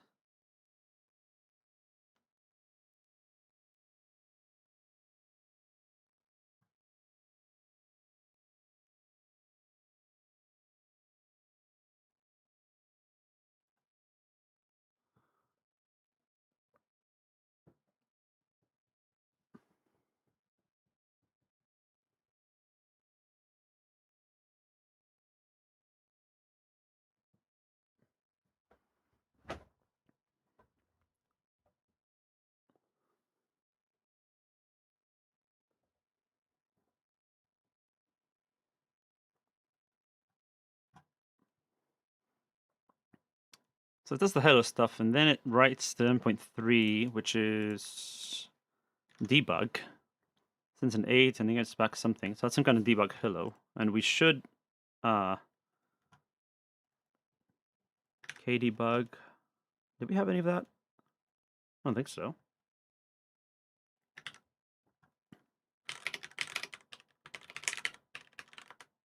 No, we didn't.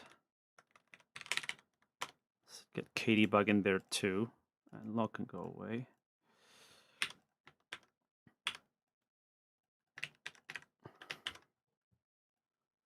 Kdebug gets an 8. Returns a 10, whatever that is. And then using this same code as those.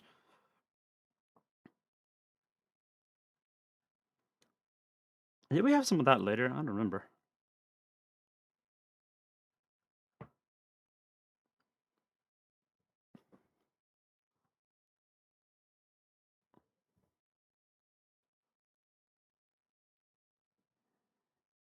But let's just dummy that out for now.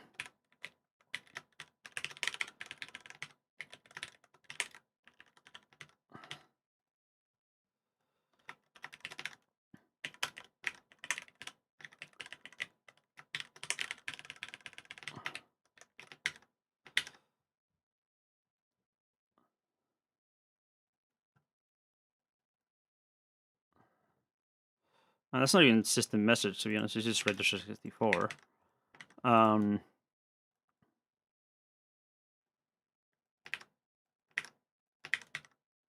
Is this even a thing? Like system message base endpoint?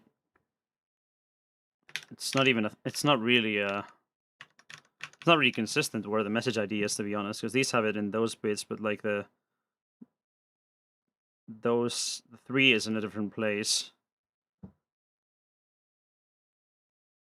Unless that's just a 0, but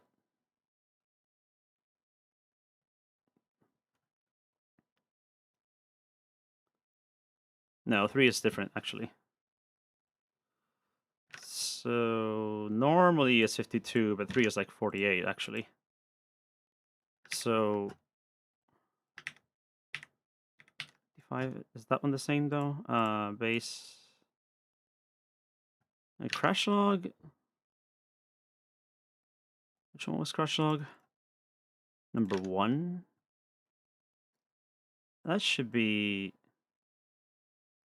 52. Looks like 52.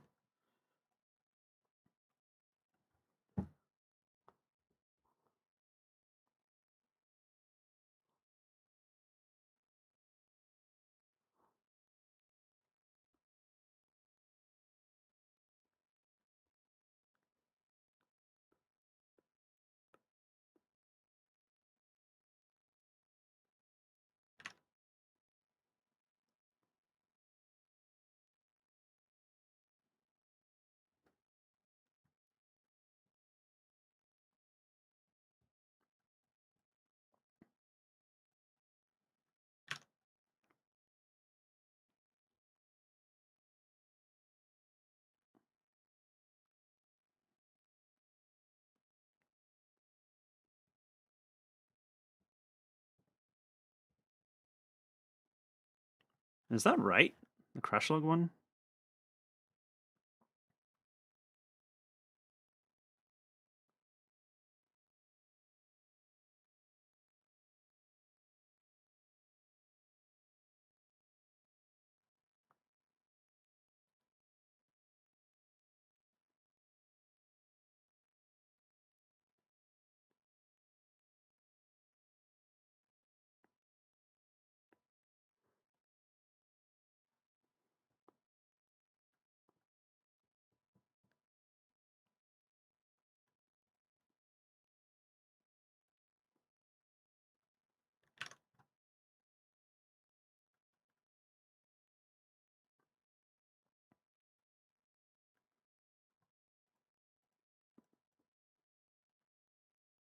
Are you sure about these bit assignments? Because that doesn't look right to me. It looks like the one is there. And then the size is... This isn't the size, obviously.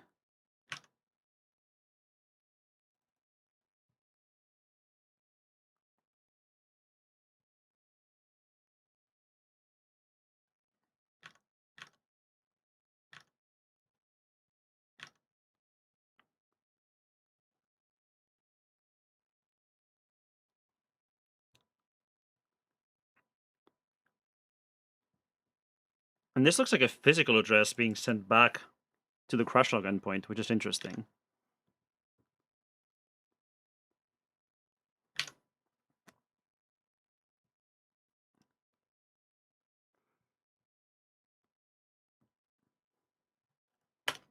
Okay, let me do a quick test, see if I can crash DCP. I remember being able to do that with some stupid stuff.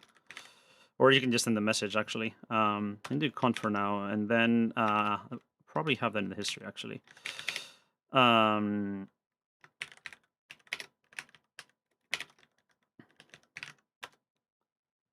not.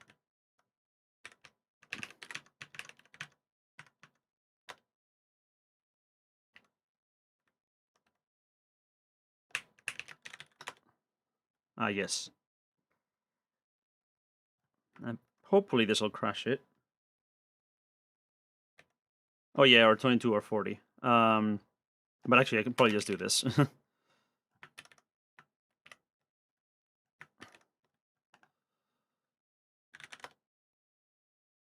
Okay, so he just gets a message there and then it's crashed. Which is fine.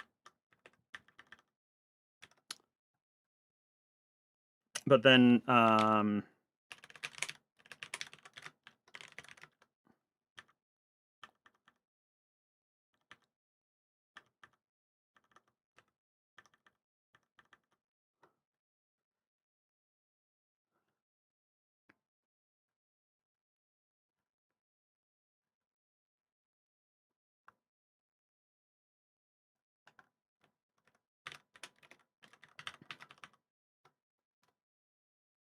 Interesting. What is this? Okay, so the crash log is actually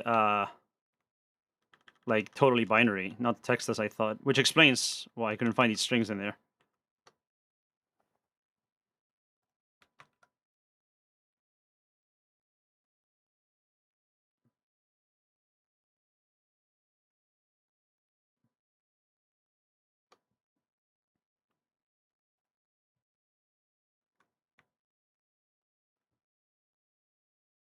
So it's interesting that that's a physical address. It's not mapped to the Dart, which makes me think it's actually using that stream number 15 that gets locked off. But that's also interesting because that's a backdoor, right? So, actually, Sven, do you remember where the address filter stuff is supposed to be?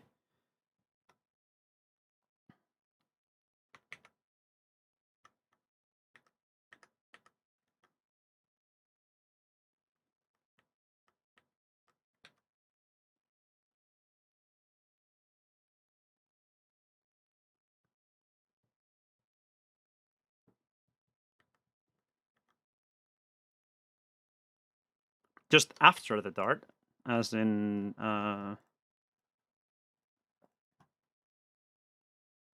wait, I thought that was the wait, wasn't this the TLB cache? Or was it like even more after? Uh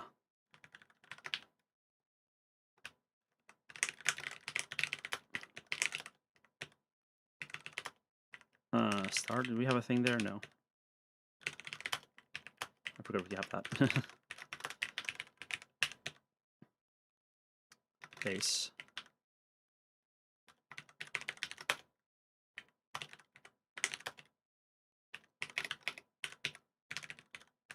Uh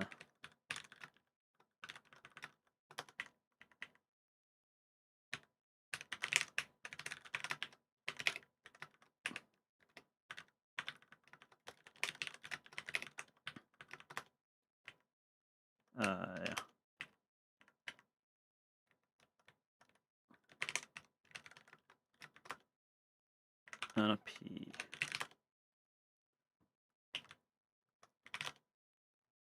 Huh. Nice. That's a bug.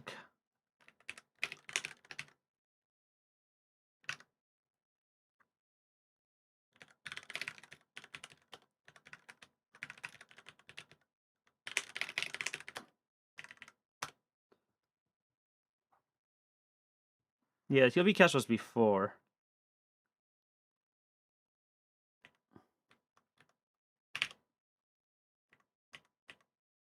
32.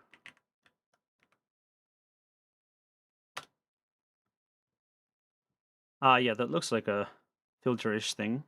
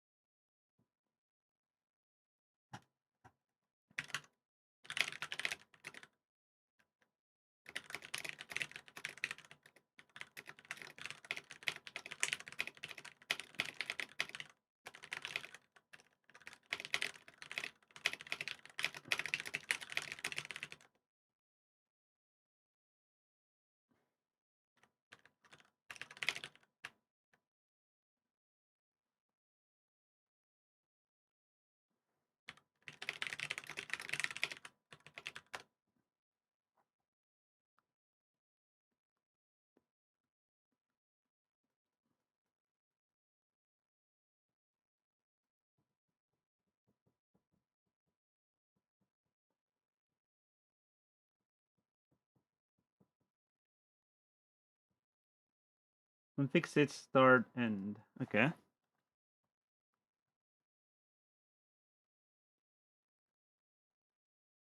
Ah, okay, I see what you mean. So it's like config stream ID, like bit mask or whatever, and then start and well, that looks like all RAM, all right. That looks like a backdoor.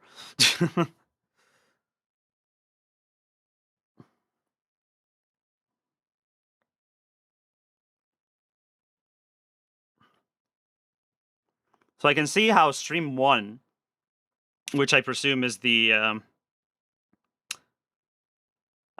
is like the CPU and stuff, is allowed to access some MMIO regions and then apparently also everything, though I'm not sure. Oh, sorry, from F to FFC. Okay, yeah, that's, I don't know what that is.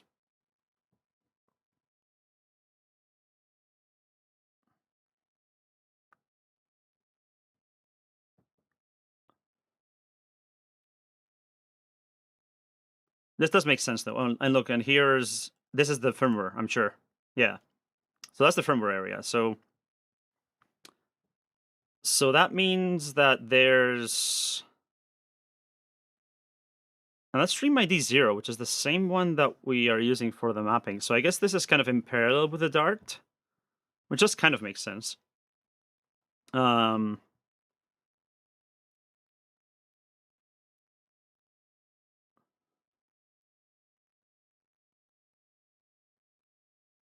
so the crash log, by the way, was address 9E63 blah blah, which is not really listed anywhere here. So that's a bit suspicious too.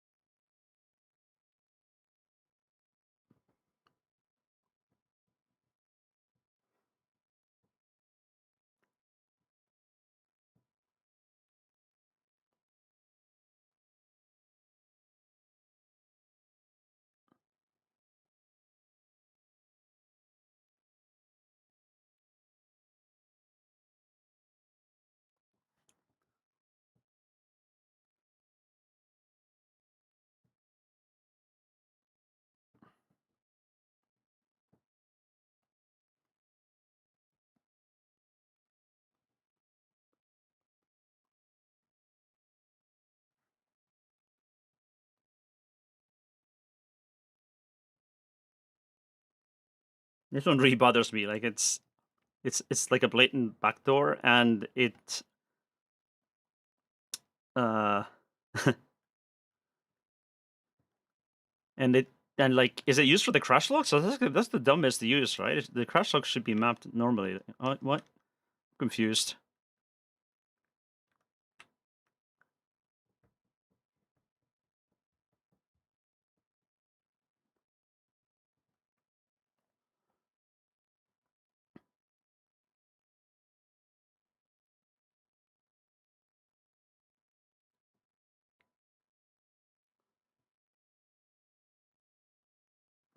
Let's see if I can write them.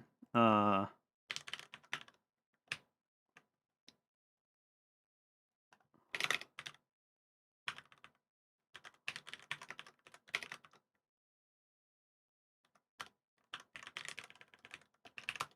can't.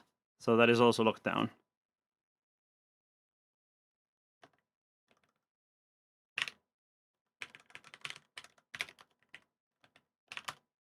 Yeah, no, it's all locked down.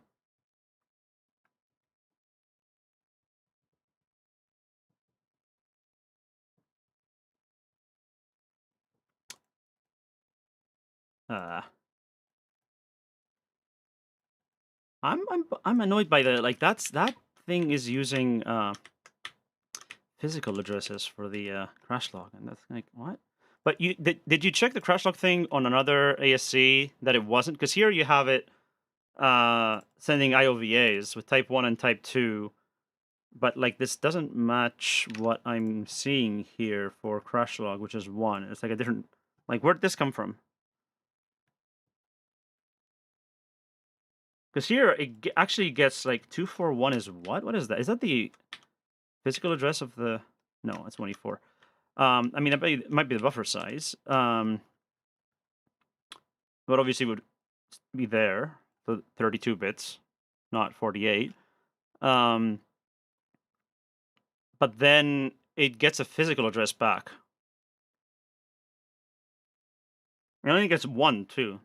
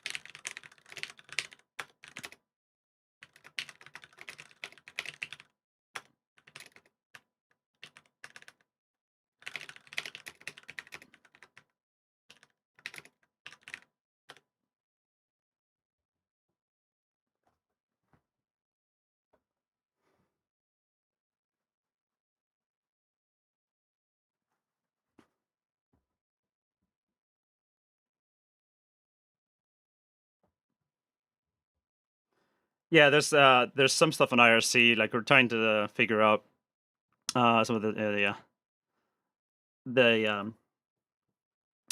how the crash log endpoint works, and also there's another person trying to get stuff to work, and I'm just kind of like like trying to do two things at once.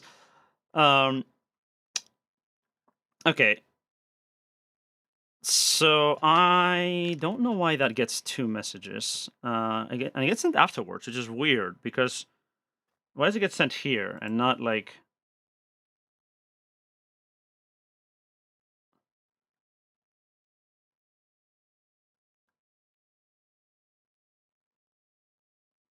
It's sending one to. This looks like. Hold on, this looks like what you were talking about, but this is endpoint 3.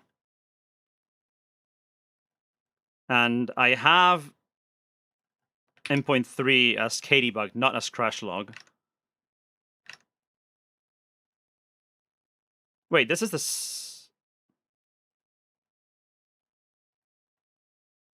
Hold on.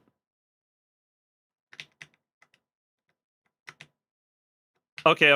Hold on. I think I know what's going on. This is kdebug, and I was actually going to copy and paste crash log. I just realized that this is actually that, right? Yeah. Okay. Yeah, that explains things. All right. Yeah, that makes more sense. So this is kdebug. That makes more sense. And this is the one that it gets two messages there. I don't know why this is probably like threaded at this point or something, which is why it's bizarre, but whatever. So what actually happens here is on start it sends kdebug message type 8. Yeah, sure.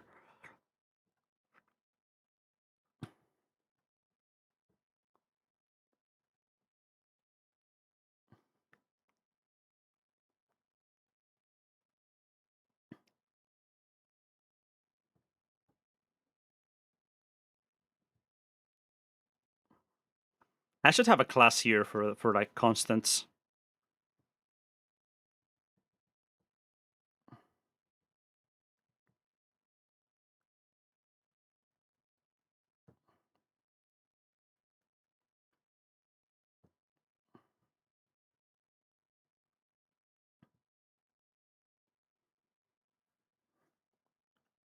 Let me shave that yak actually. Shouldn't take long.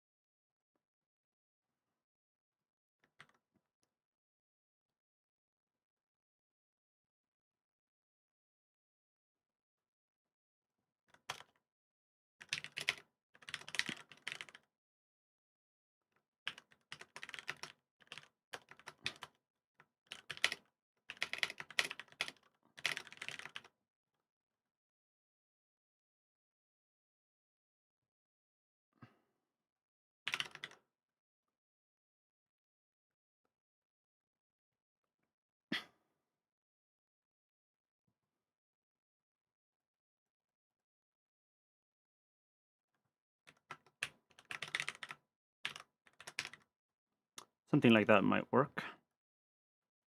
But then this isn't crash. This is it's just Ladybug. Okay.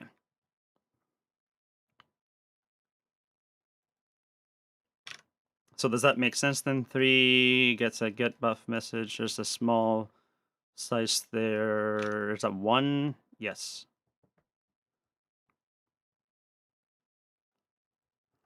And then is the system message stuff. Yeah, those are different. So honestly, this doesn't make any sense because we clearly have multiple things. So let's get rid of that.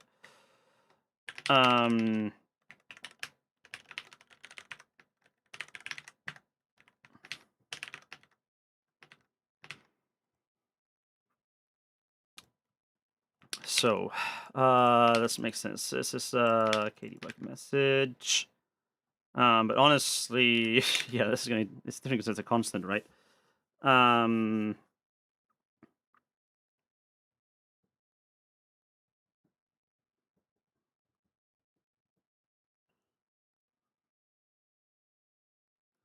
think this is fine, even if it duplicates the type thing.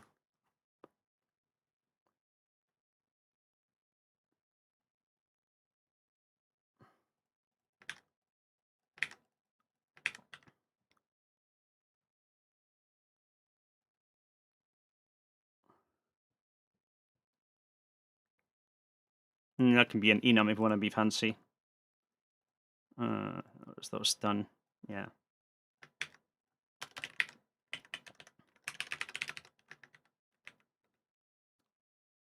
Actually, it should really just be like send different. It should really just be different messages, but we don't know what these mean yet, so let's just leave it like that. And get buff is hopefully constant 1.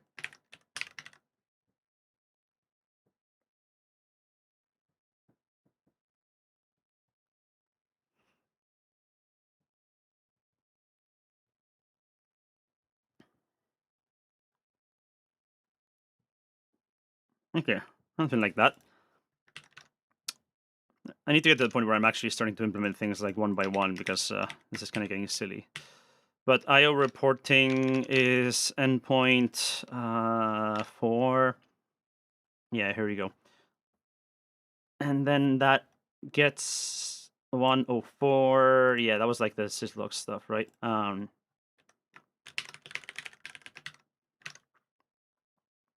But that doesn't get a size. That is literally just a request.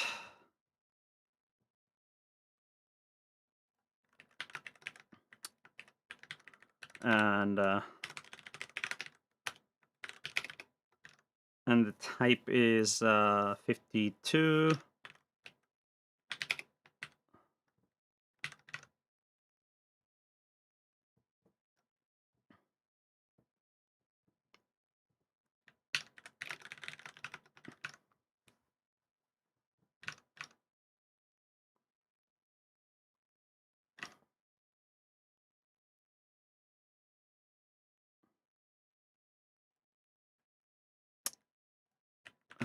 This is wrong to be here.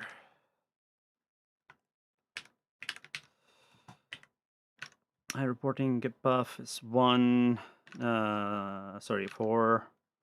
Endpoint 4 gets a get buff, returns with some buffer, which you haven't analyzed yet. How large does that have to be, actually? Good question. Let's find out. Let's dump the Dart, and should be there. 586C. Well, this is at 4, so we know at least that one's small. That's actually useful. It tells us that.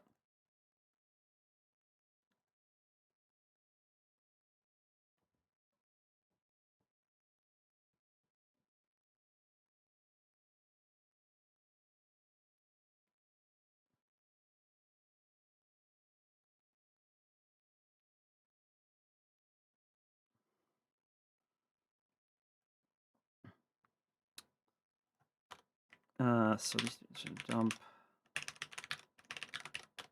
What was it? Oh, just dump all. So 586C, yes. 586C 586C. That's not even mapped. Oh, it is 586C. Yes, 27. It's one page only. Okay, that's easy enough.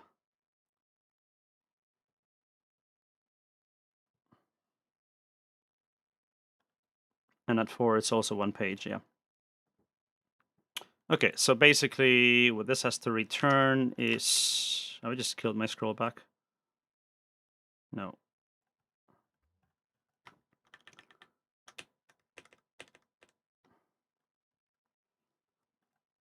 So for I/O reporting, this is get buff, nothing in there, and then it returns with that's probably a buffer ID actually, which we have. That does look kind of similar to the Syslo one at least, because then we have like this gets a. It's interesting though because this like this passes all zeros, but this one actually has some parameters there that are similar to the ones that get returned, and one was crash log, so that looks like a size, all right. And I don't know what the F is. Could be the stream ID. That'd be interesting. But that doesn't make any sense because F is bypassed. Anyway, so 4 gets passed back that. So let's say type is that on 52, and then the buff type or something like that is that would be 34. 48 minus 44. Something like that.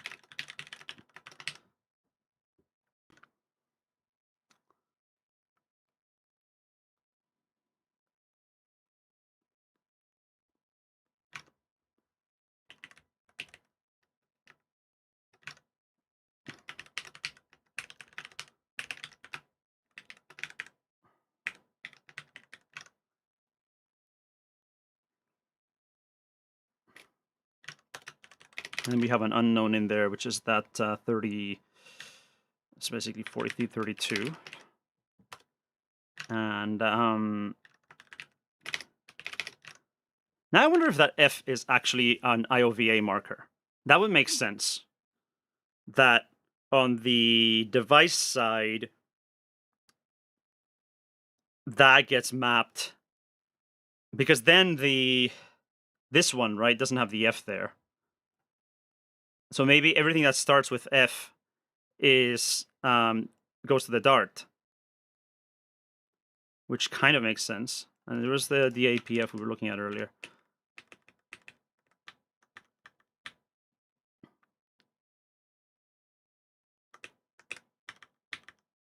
Now I lost that.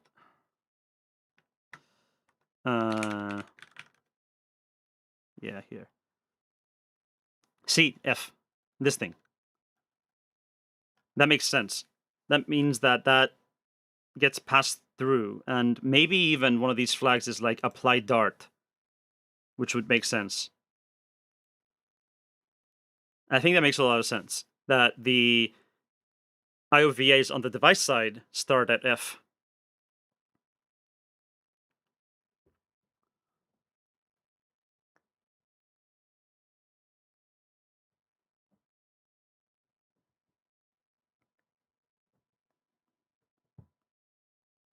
And it's still stream 1, which is correct. And then I wonder what those flags do. Like maybe bit 2 there is the one I just said is that it's, you know, like go through Dart or something like that.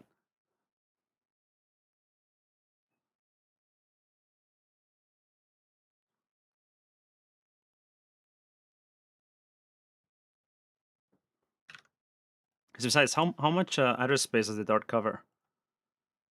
I forgot about that. It should be here. L0 offset 36. No, there's more than that. Yeah, there's 4 of those. So there's more than 32 bits, but maybe it only uses 32 bits. So that makes sense. So then the whole thing is probably the address. That makes sense. So in that case, we can just declare that thing. So wait, if it's 32 at most, why do we have for L0 tables?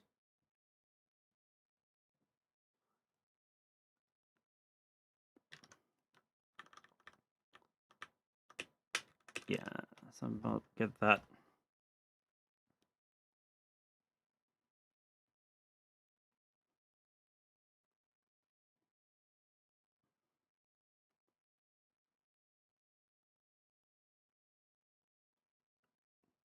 Right, okay, so the Dart can do more, but actually, on top of that, there's some stuff.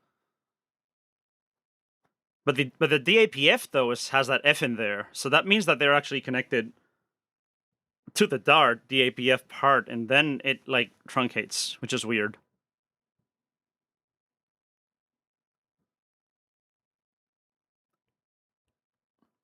Anyway, yeah, I'm pretty confident now that that's what that F means. So in that case, it wouldn't be IOVA, it would be DVA, which is not the same thing. Including DVA is it's a device physical address because it's actually, from the point of view of the ASC, it's a physical address, which then ends up going through the IOMMU.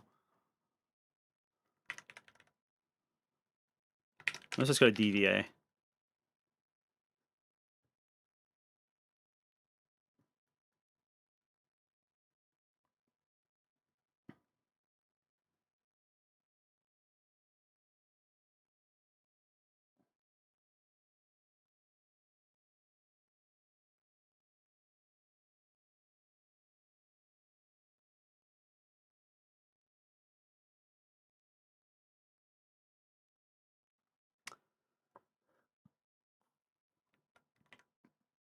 And in that case, so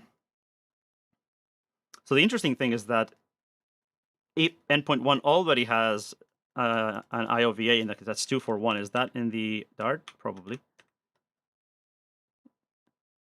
Well, did I get that right?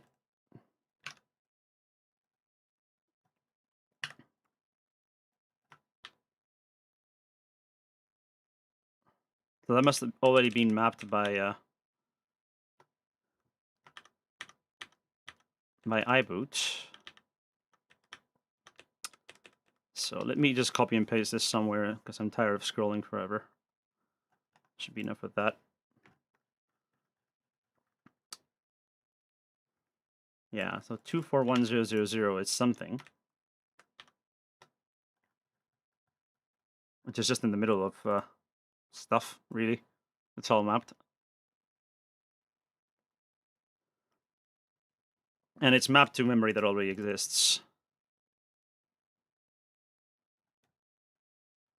And then that's interesting thing is that then, like, it sends that in, and then it gets back a physical address, which, like, why? 9E63F9. So, oh, wait, it's just translating. So it's already mapped. So it's like it tells it the VA, and then maybe it's not actually bypassing, it's just already mapped. So then why does it give it the physical address? That doesn't make any sense.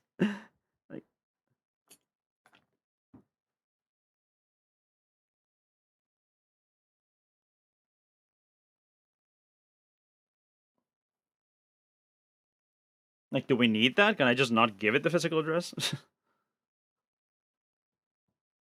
It's even in the middle of a page, right? So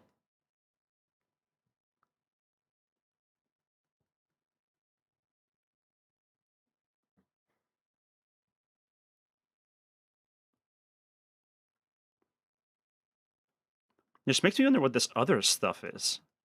Like, there's a lot of junk already mapped for my boot.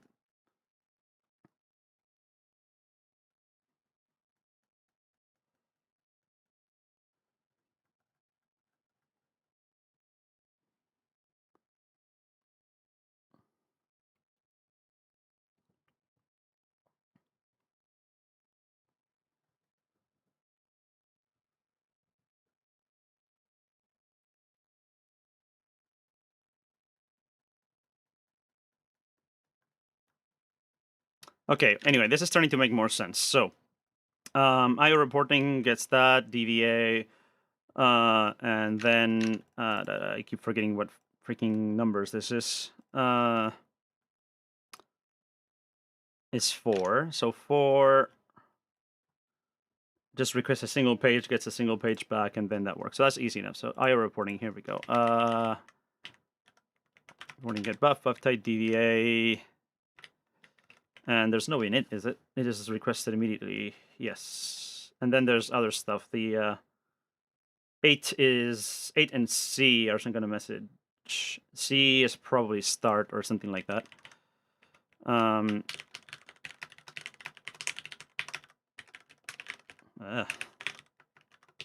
So that should be XC. And then report. And that just gets has to get act. That should be it. And then it's ASC IO reporting endpoint is endpoint.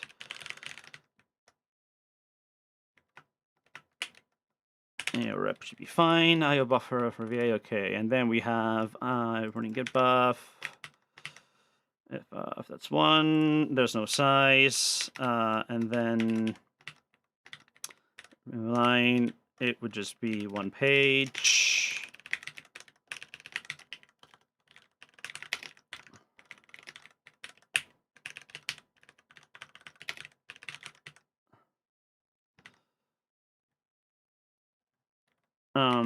You can go on U on that.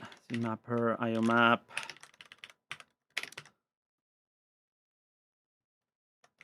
Actually, let's just do set.asc.io map, and that will do the F thing.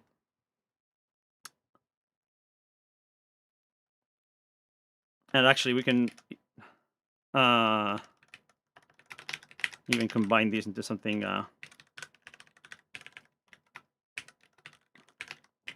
do something useful like that. So in that case, ASC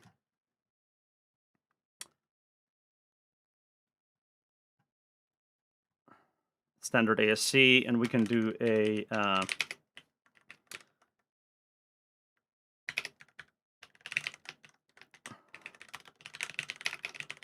yeah. So we can say IO map.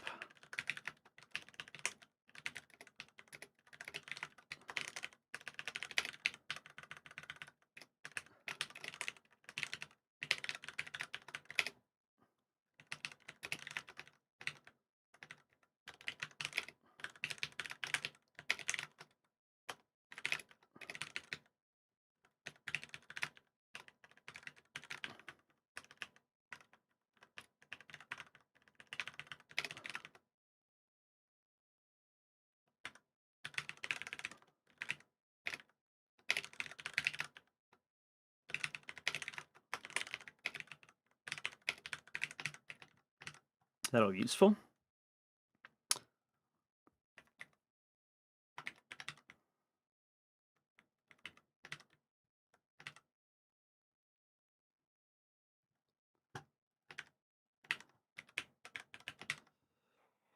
And we don't have a size, it's just DVA actually.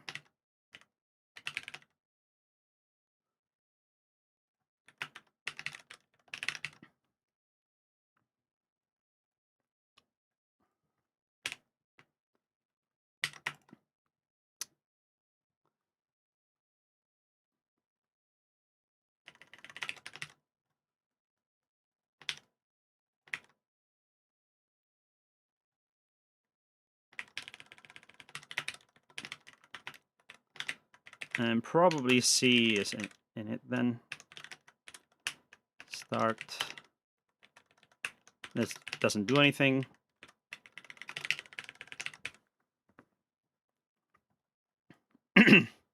And we should really have a log thing here in the base endpoint, similar to my tracer stuff.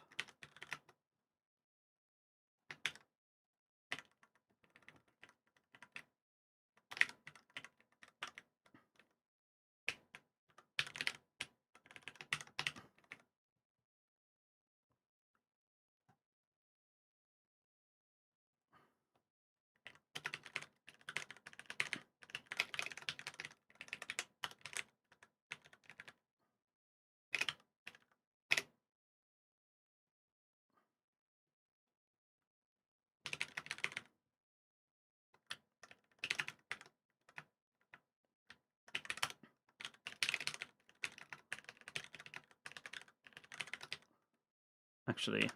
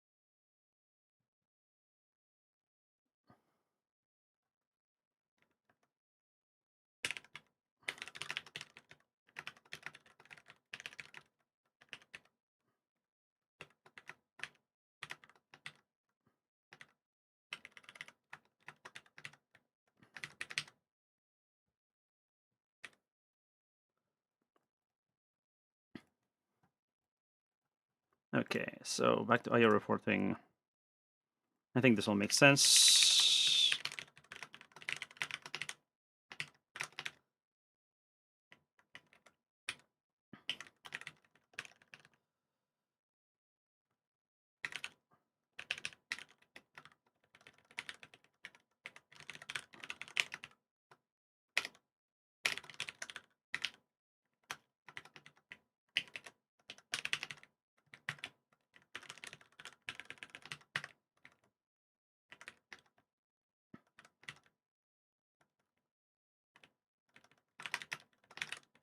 Okay, that makes sense.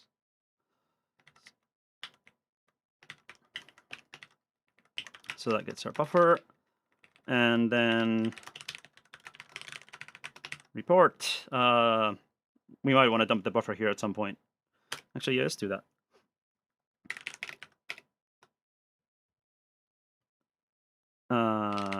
Self ASC dot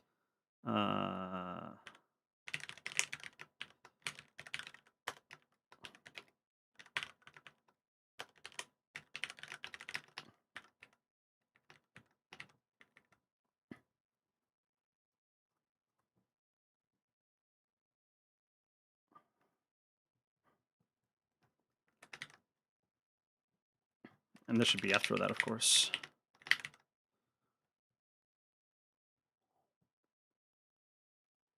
Okay. So back to the dump. Hello, AP map. What's this endpoint 3 thing? Endpoint 3 is kdebug, and kdebug just sent something, received something. I don't know. I don't know what that means. Let's see.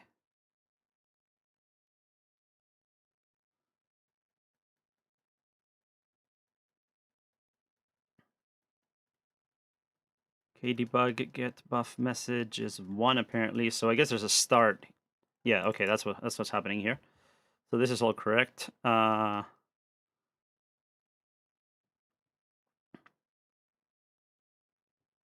see, and that's the count. And this is in fact 48. That's fine. Send buff message. There's 2 apparently. So why are there 2? 1 is a fixed size or something. Okay. Anyway, this is fine. So the only thing is I can just IO alloc this.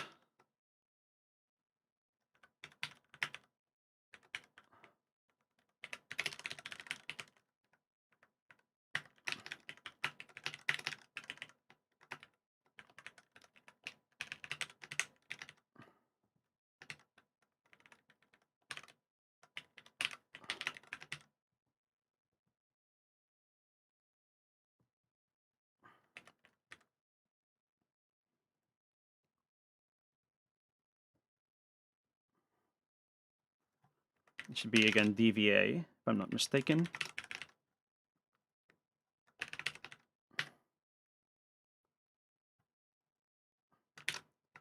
Let's just call it count for this one.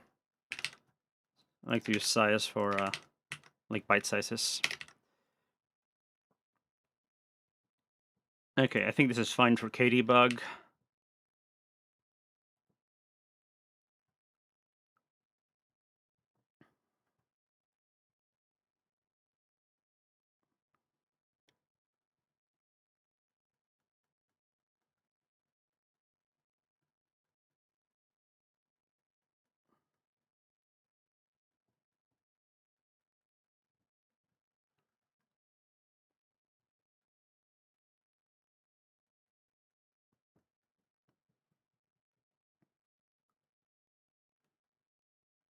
It's interesting that the syslog gets started here, but I bet we can just start it when the I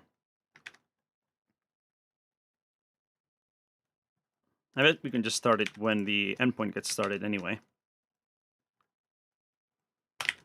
So I can just have a start, and then actually what it would be is self dot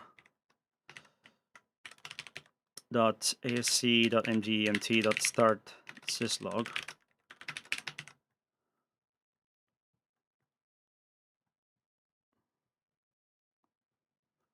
And in that case, the syslog is probably also using, yes, it uses addresses like that. So it's basically the same thing as the get buff.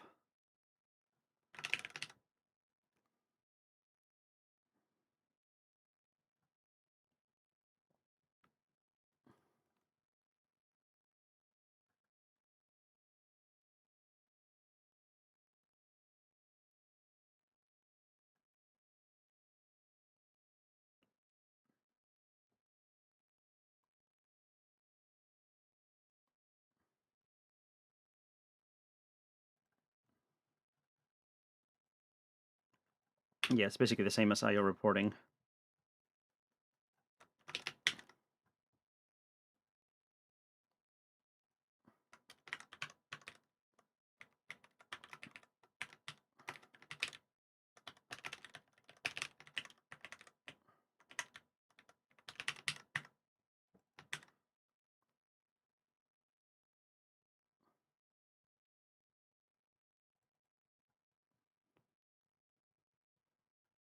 Okay, I think that makes sense. And then KDebug was done. IO reporting should be reasonable.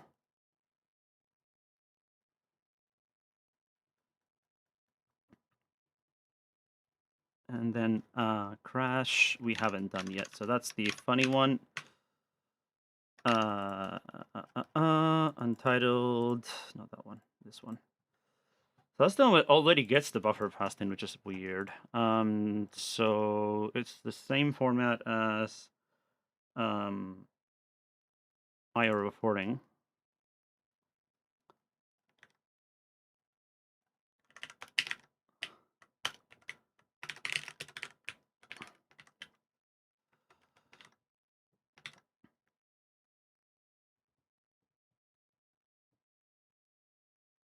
Do I have the buff types right on the others? 4 is the IO reporting one. Yes, I do. Yeah.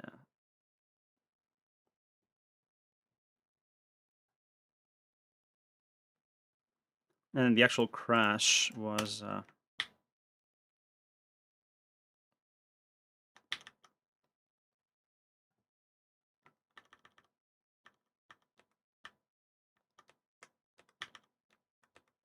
actual crash I caused was message number what?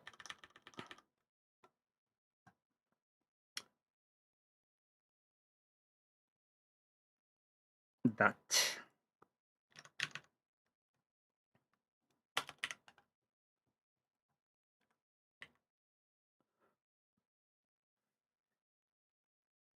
Oh, 103? What? Really? Okay, so that's not the buffer ID. That's like a crash happened.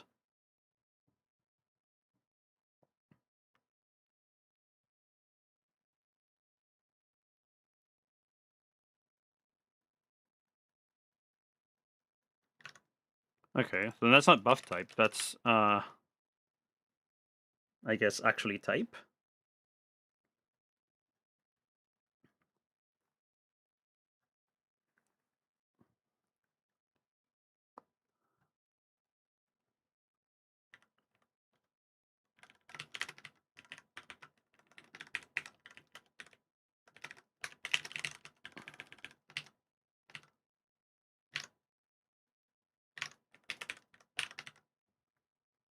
Let's just call that type for the whole thing, I guess.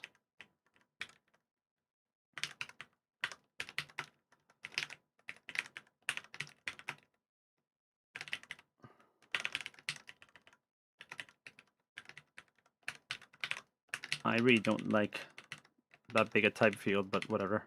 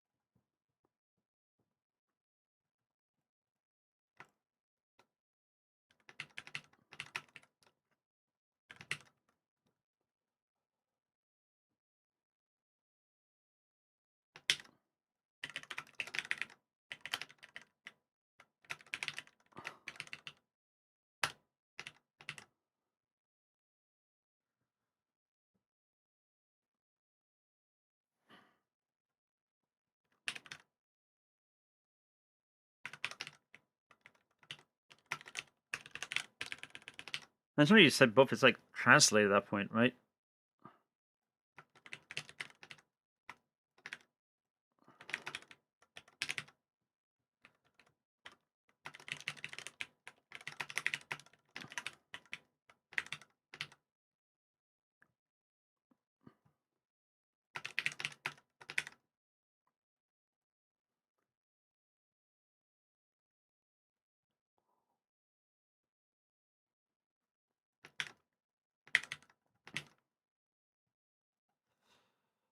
Okay.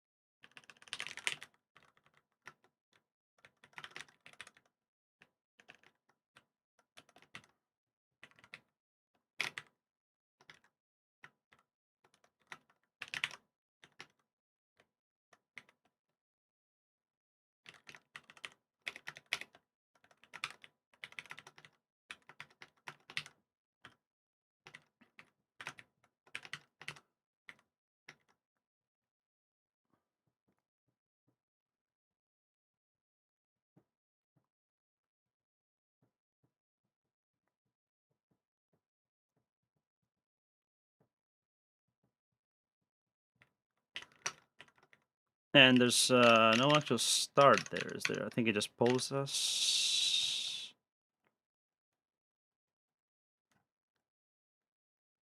Yeah, it hits first for some reason. After the endpoint acts, actually, it looks like it's the first thing that happens. So nothing there. And then finally, what I need is I want a base endpoint. It already has a start. Cool. And so then I think that's everything. So then finally the management one, which is the big one. EP map. EP map. Let's see.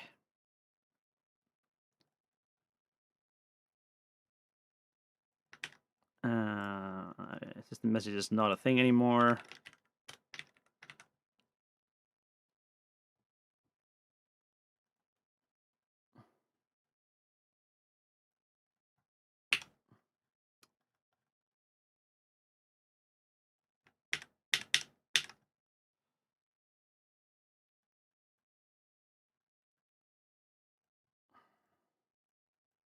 I ended up removing system message, and I should have at least remembered where that. Yeah, that.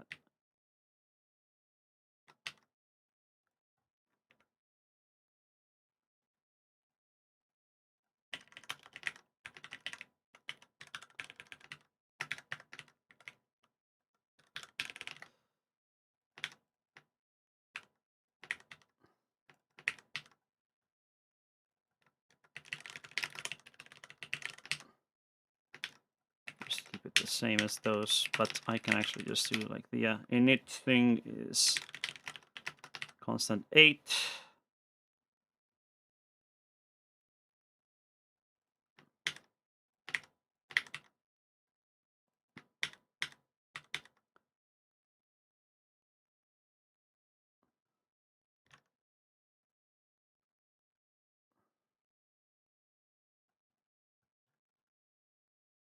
And this is syslog log. ACK is the same thing. We should be sending ACKs on this.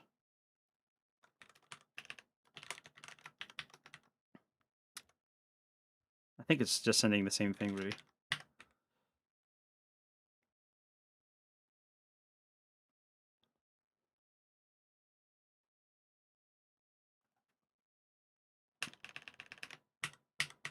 And in that case, the get message stuff.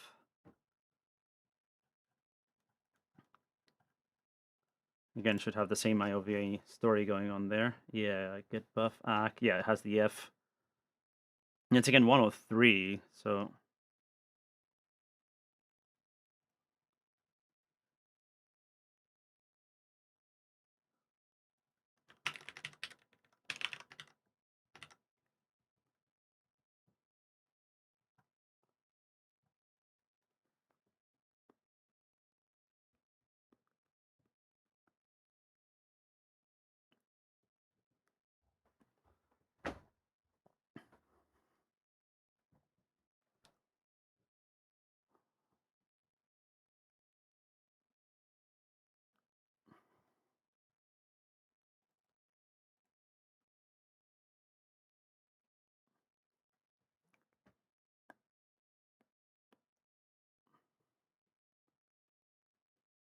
Is that actually a get size?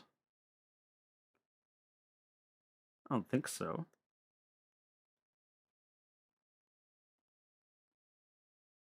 The buff size is actually here.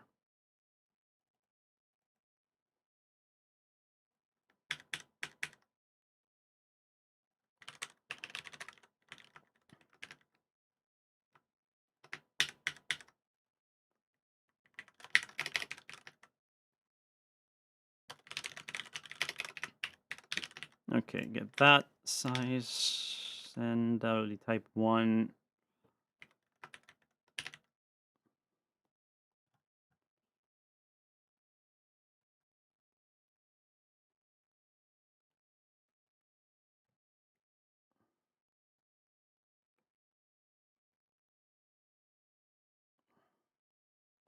Oh, it's buff size times, and actually, yeah, it's buff size times entry size and stuff. So that's not what I want. I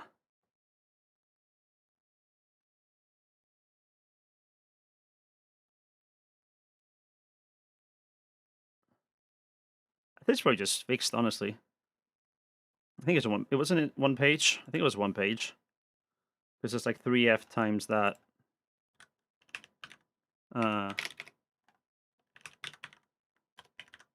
Yeah, there's 760.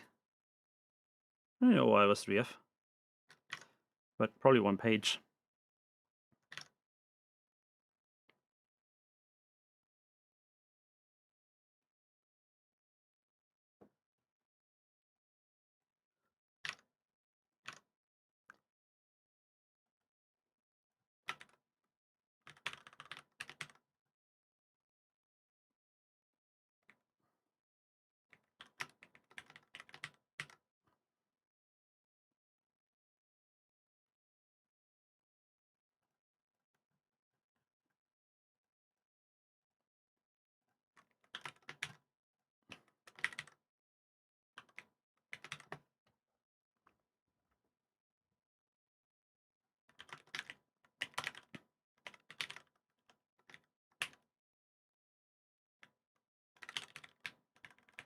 Actually, it's more like rec size here.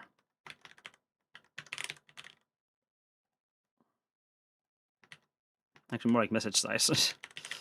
That makes more sense. Okay, so message size. Well, not buff size. Sorry, entry size.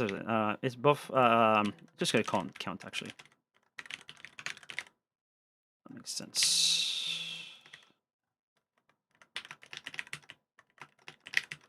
Order entry size count.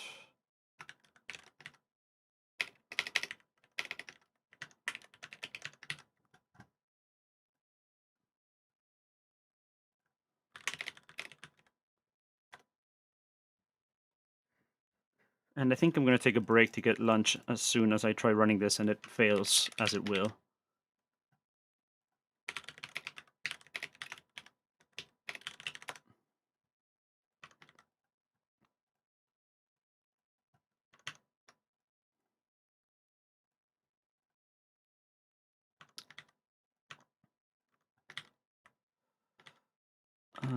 So get buff is type 1 and the unknown is type 3.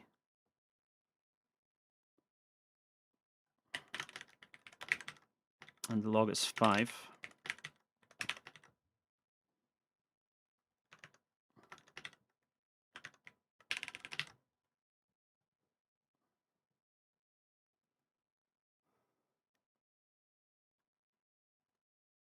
Okay, and now in management, start syslog. I need to write that.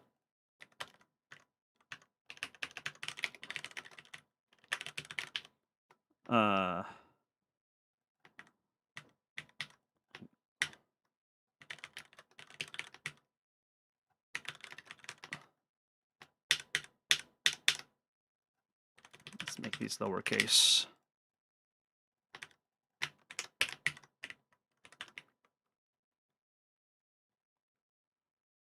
Because these are actually methods that the user calls, so. But this isn't a handler. Why is that a handler? That's not a handler. Hold on.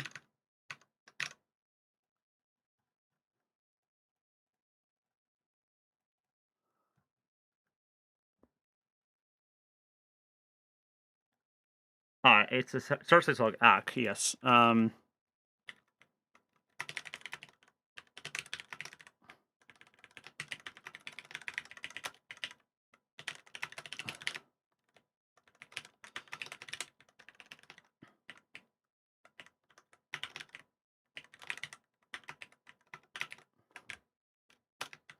What's the 20 about also?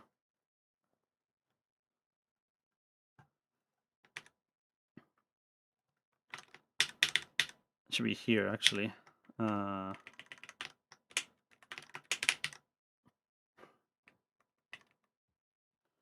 does boot done get called? We don't call that.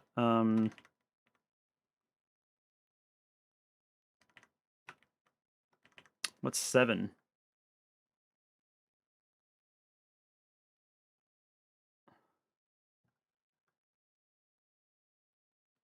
Yeah, that's basically boot done, but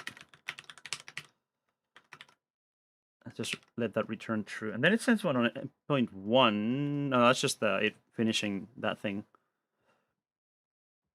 Which is probably a different thread. So boot done.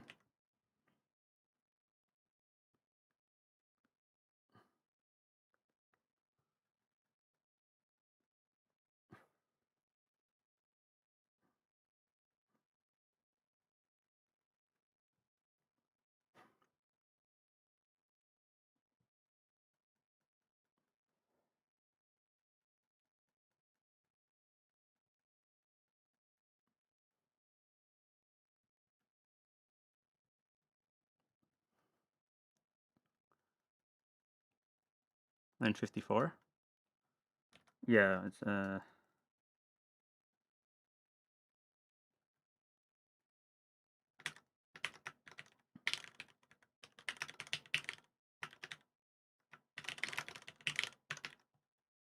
first of all, let me fix those.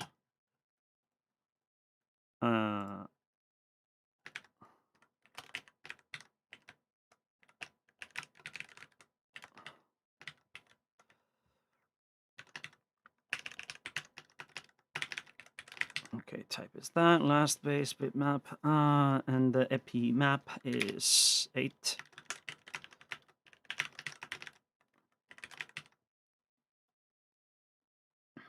Should be 8. Start EP should be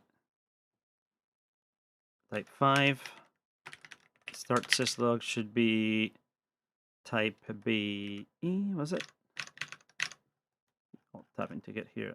That's not the right thing. Start syslog is B, yes.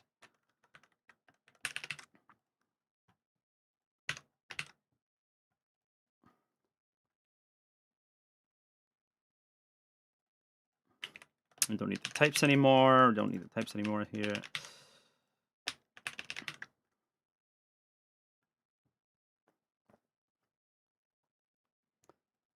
And then in ASC, basically I'm going to do the add EP thing here.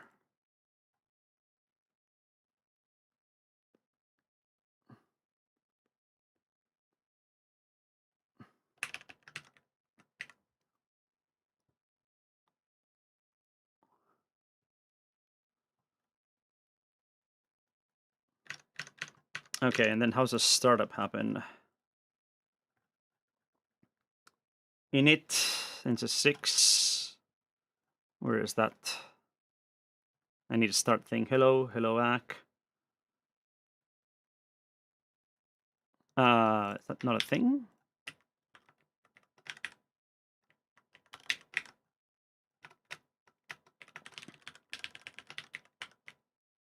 So hello is 1. And hello ACK is the same thing actually, but it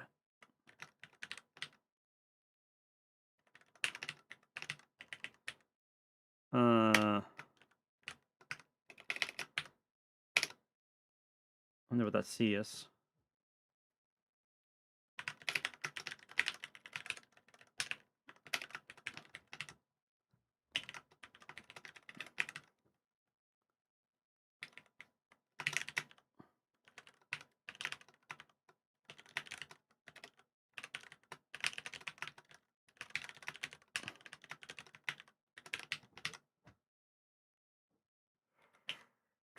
Choose send. Okay, so hello is a handler, EP map, and then start syslog, ping, and start should send, and init is what I call it actually.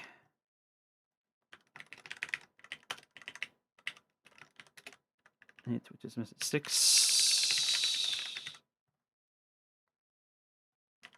Let's try to put them in order, even though it's kind of weird.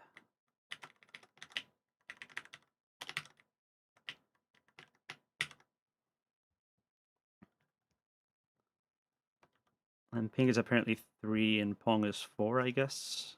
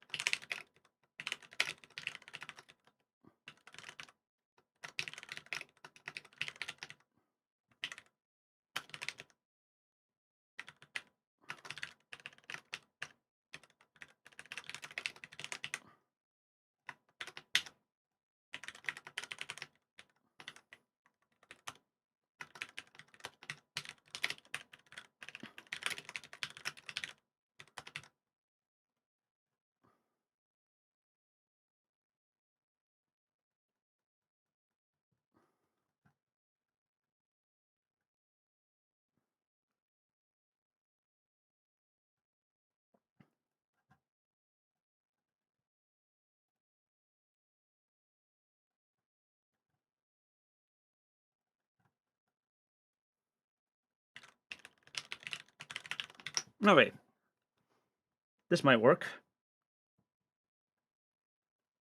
Now these ones are not tracing functions. The tracing ones are in the hypervisor. These are actual drivers that I'm writing to test things in Mini. So there's a bit of duplication here because like the syslog code is kind of doing the same thing in the tracer and in the driver, but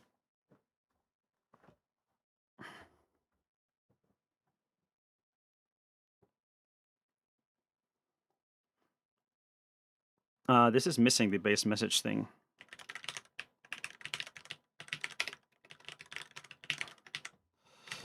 Okay, I think we're getting somewhere.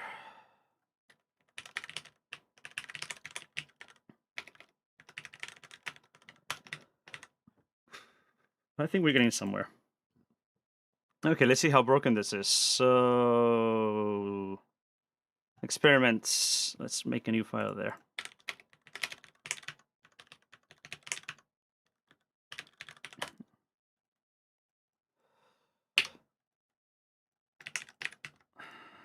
Started the adder DCP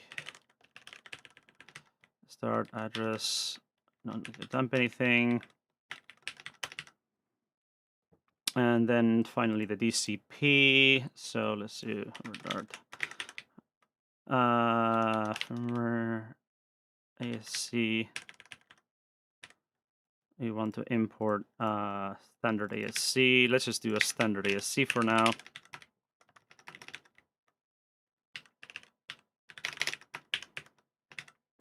We need you. And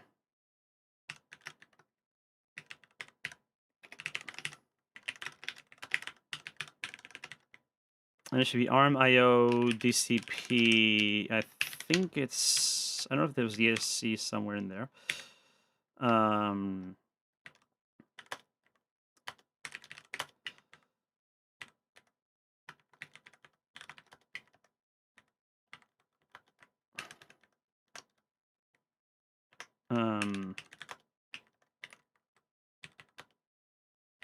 It might be that one, right? The IOP DCP nub, I think.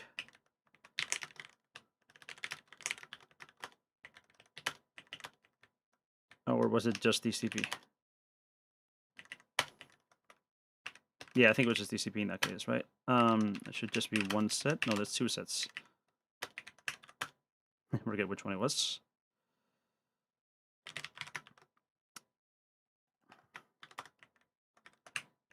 I think that's a CPU regs or something, and this is the actual message. Yeah, it should be the one, I think.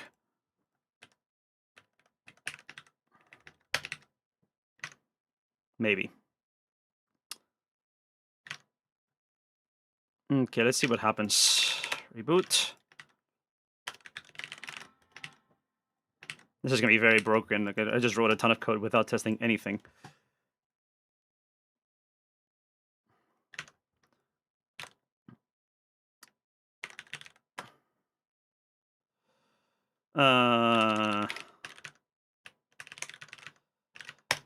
Yep, many firmware utils, because it's not firmware utils. It's ASC init ... And that's broken. Return true. Missing a parentheses there. Crash log endpoint mini firmware ASC crash. Crash log ASC crash log endpoint. Okay, ASC is defined standard ASC from, let's get that from ASC,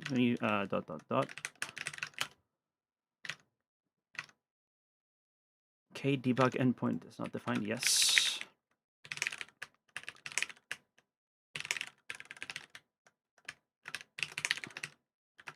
And I also need IO reporting.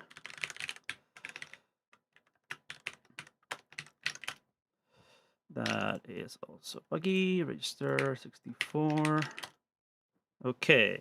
Super must be one type, not standard ASC. Yes, I'm dumb. That's not how you do it.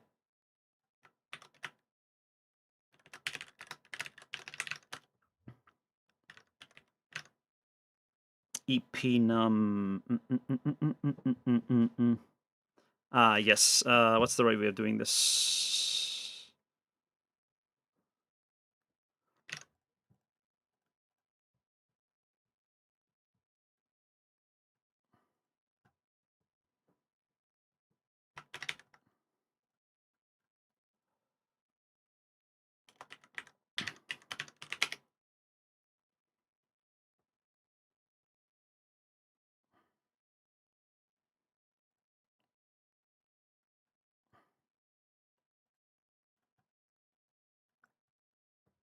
Let me see epnum name.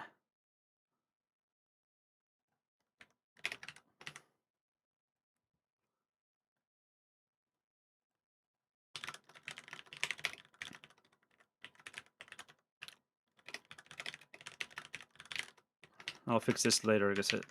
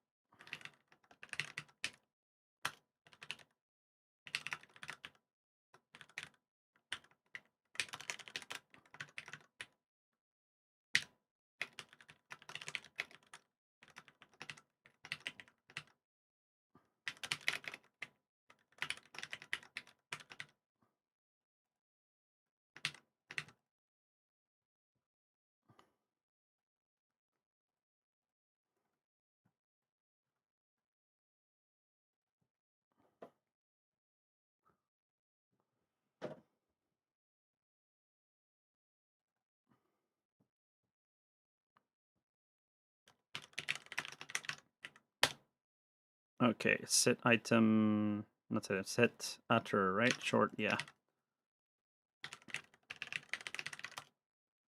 Okay. Those are, yes. 95%. Yes, because they should be.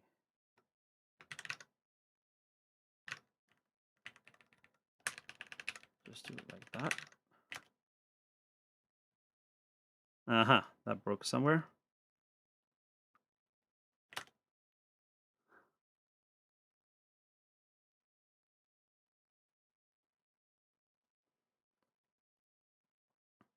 And that's just buggy in my thing, probably, because I'm only buzzing EP and... Wait, it does in the print?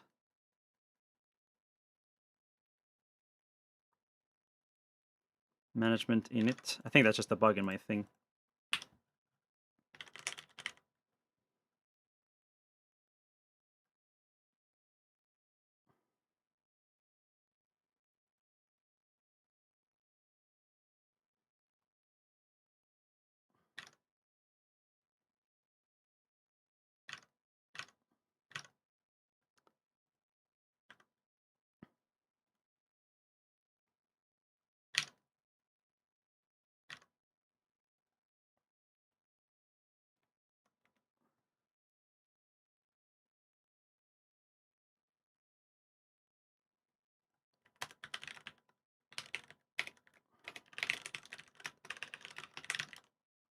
That's not triggering.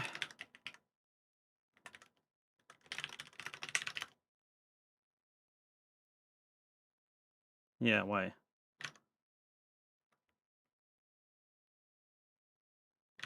Oh, because it's...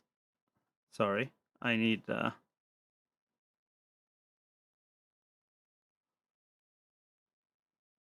Yeah, I need to do this stuff.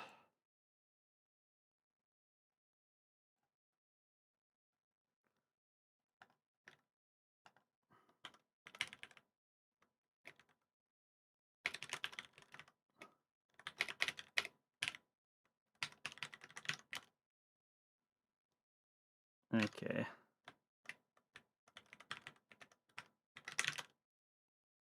Getting there slowly.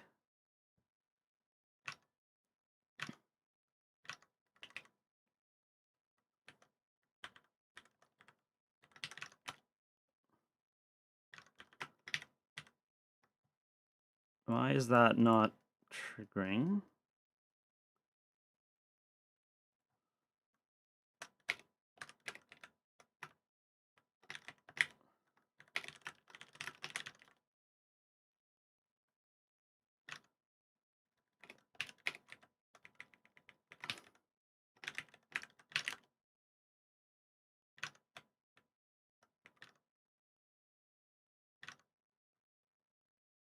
Why?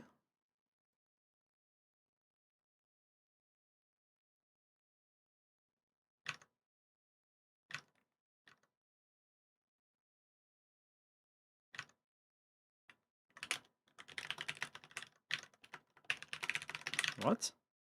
No, that is getting there. Oh, yeah, no. Okay. Getting it there. Okay, yeah, that's fine. Field name is not defined. That's 133. That's just K. Oh, I just changed that for some reason. Okay, int type. This is 0 the type and base handle message. Okay. Probably base py line 38.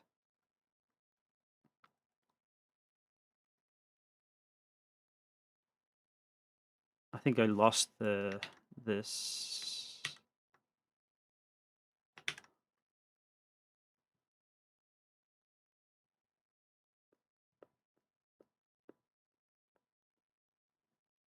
Yeah.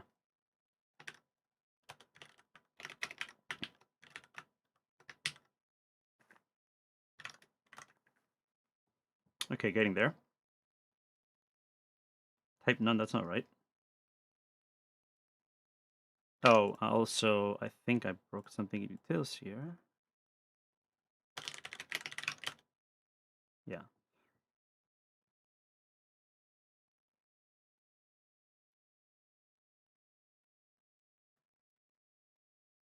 Unknown message.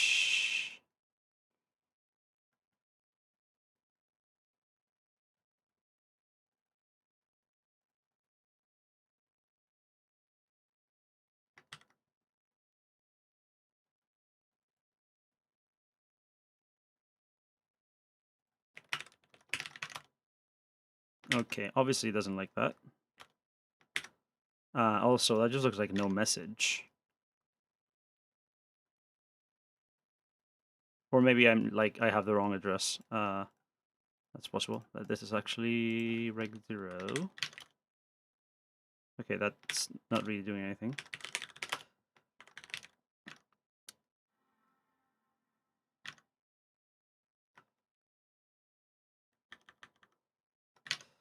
That should be in the tracer. Trace ASC. Yes, it's 0. Where am I? Here.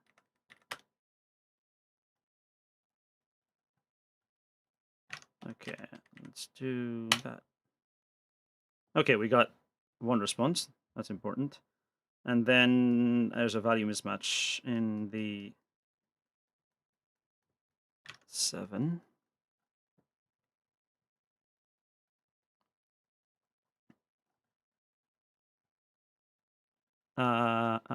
The 7 is start. That's not start syslog. That's boot done.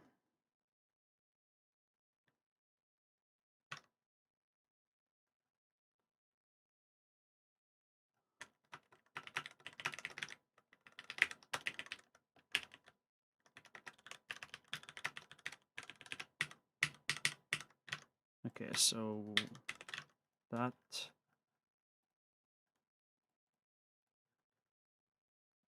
That's weird though. We sent a 6, and how did we get a 7? We should be getting a 1, like a hello.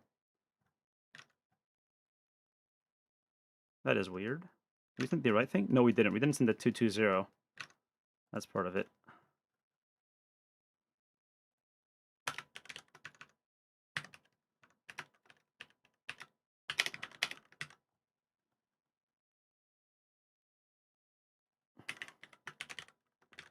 That's probably flags for like getting the endpoint stuff. boot done message, yes. Okay, let's do that. And now it really doesn't like me.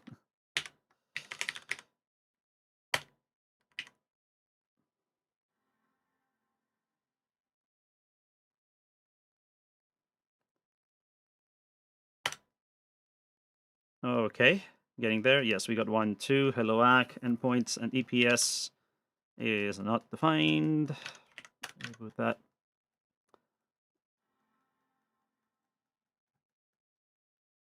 And that is again called in management EPS append.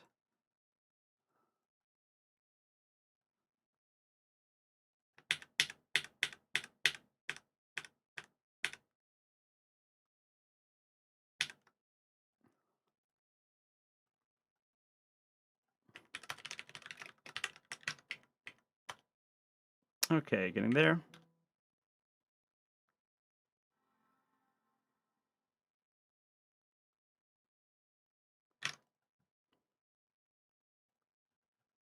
Start EP needs a flag. What is that?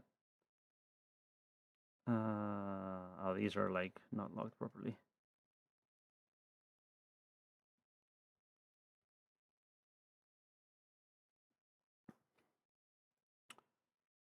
There was this stuff from Sven that had the, I don't remember what the flag stuff was.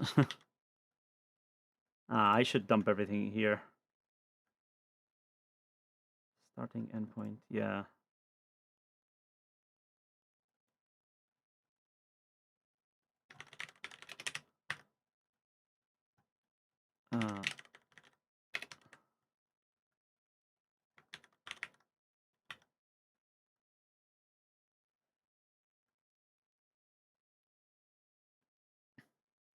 Let's not do the return true there, so it actually prints it. Chain load, guest.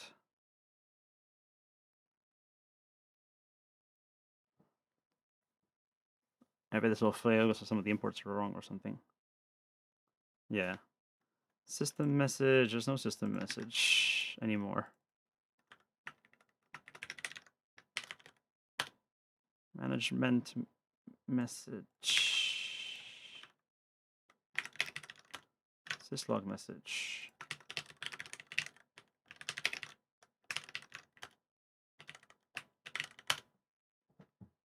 Buff size, syslog init has not to do with buff size. It's not buff size anymore. I changed that. Syslog is called entry size and count.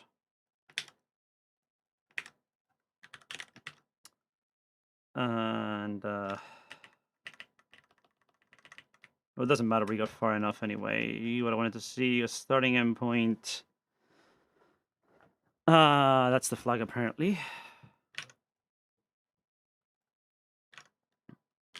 Should root that. Start EP. And try that again. Okay, getting further. I know an endpoint 8.8. Yep, we got through all of these.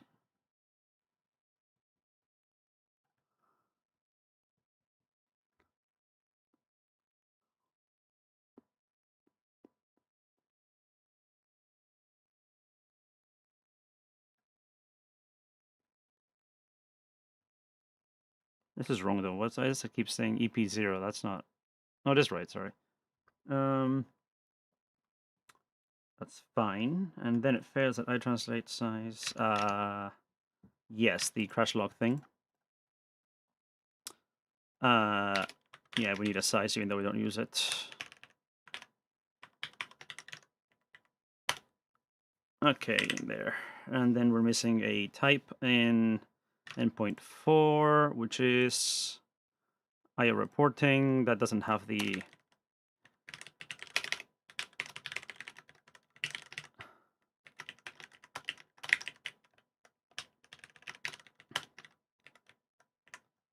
get that in there.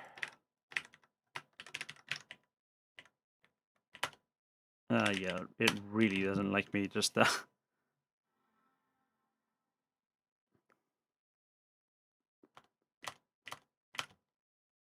Okay, buffer IOVA, yeah, because it's DVA, isn't it?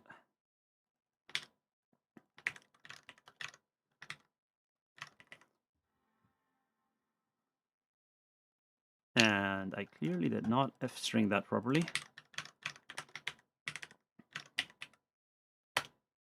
Okay, getting somewhere.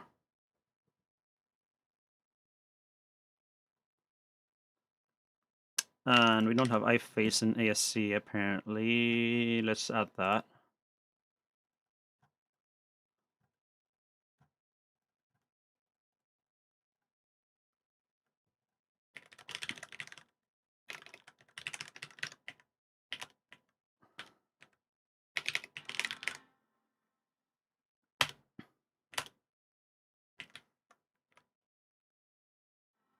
Sorry, I need to do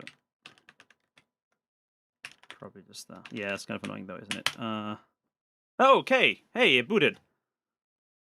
And what we have so far is some interesting I/O reports, which probably have a size that I'm not taking into account here, but started that. And interesting. 1, 2, 3. This looks like the offset or something like that because it seems to be adding afterwards every time. And that means there's a length. Wonder what that length is. Doesn't really get anything here though. Probably a static length.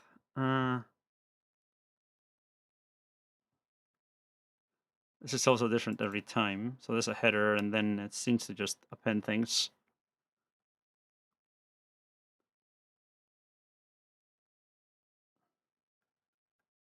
$84 BEAA, is that the buffer?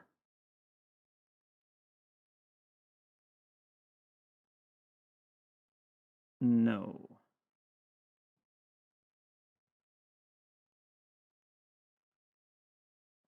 So I don't really know what that does, but yeah, no, that's clearly some stuff going on there. There's also different lengths apparently, because I went from 250 to like 490.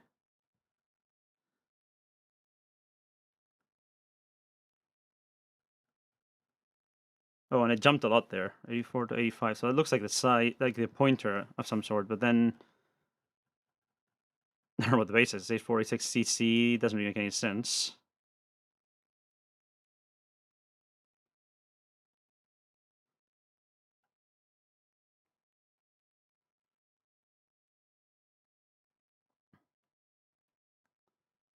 But anyway, it's getting there. And then at the end of all this stuff,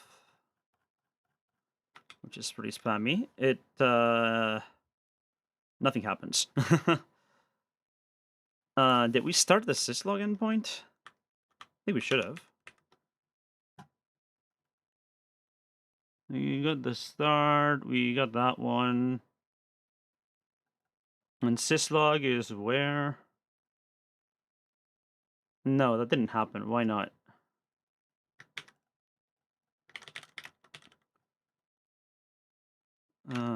Start syslog should be B.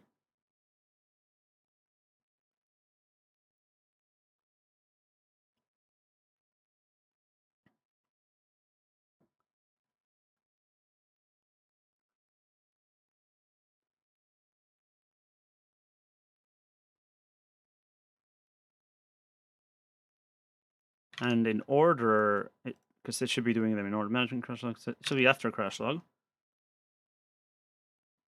I think something is broken.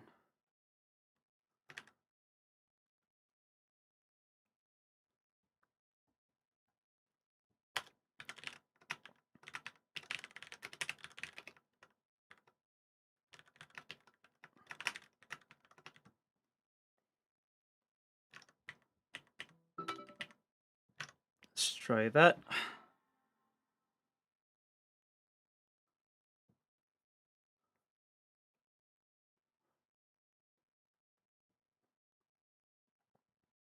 Actually, let's do it as I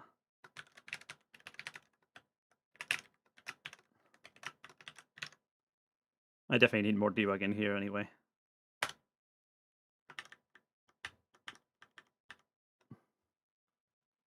Oh, we're not. Here we are. Crash syslog. Okay, that's where it gets the syslog one. And then nothing happens.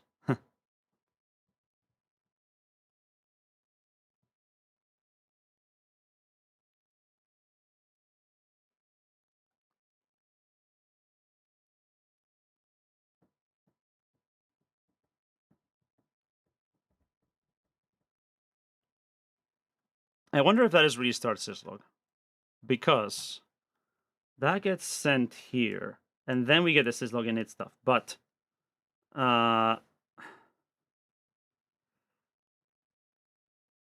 it could be something else. And this is just coincidentally getting set here.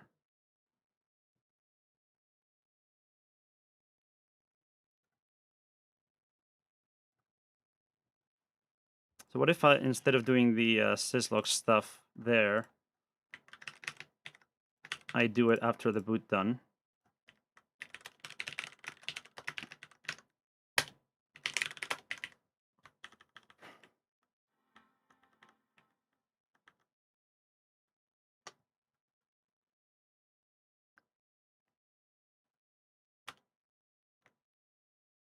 Well, it doesn't even reply to that.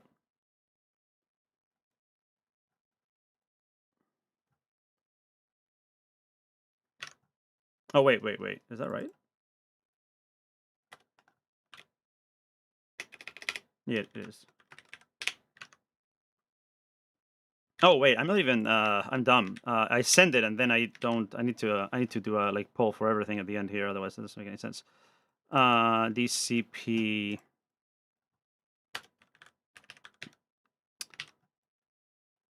That should be work forever.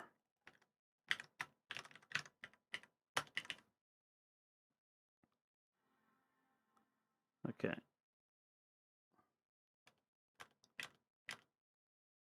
Aha, yes, no, it does work.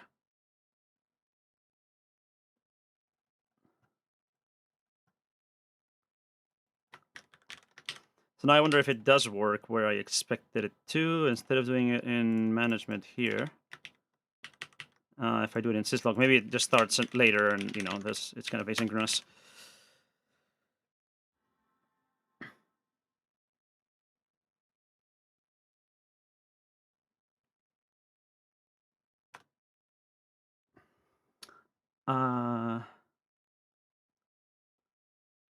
Yes, it does work, actually.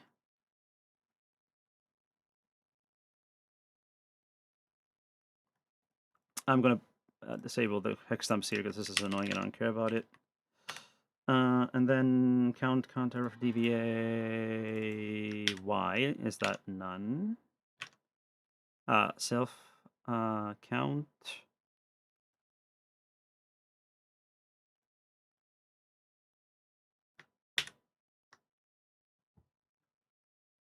Init, what? Yeah, count, yeah, I'm dumb.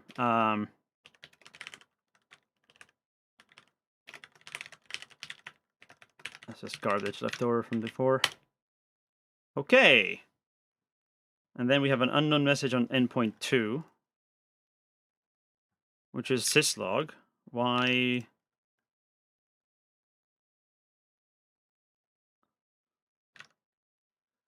Oh, I didn't return true.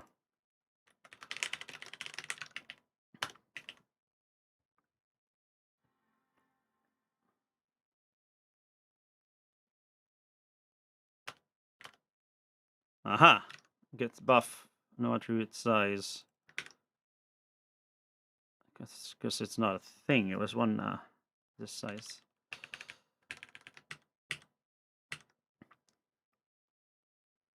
But I think that unc1 needs to be passed the same way or something. I forget. No, there's nothing there. There's just 1 of 3 and then... Yeah, I think that's fine.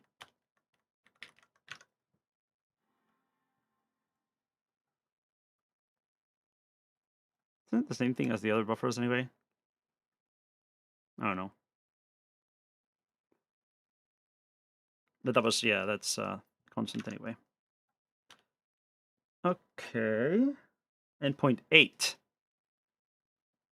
What is endpoint 8, actually? Good question. Was that one of the DCP ones already? I think I saw this here earlier, actually.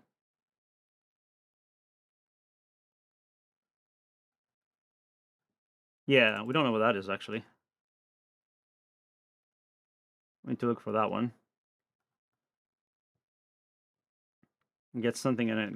Okay, so I'm going to say that this is a success. And get some food because I'm starving. So, thanks for hanging around, and I will continue later.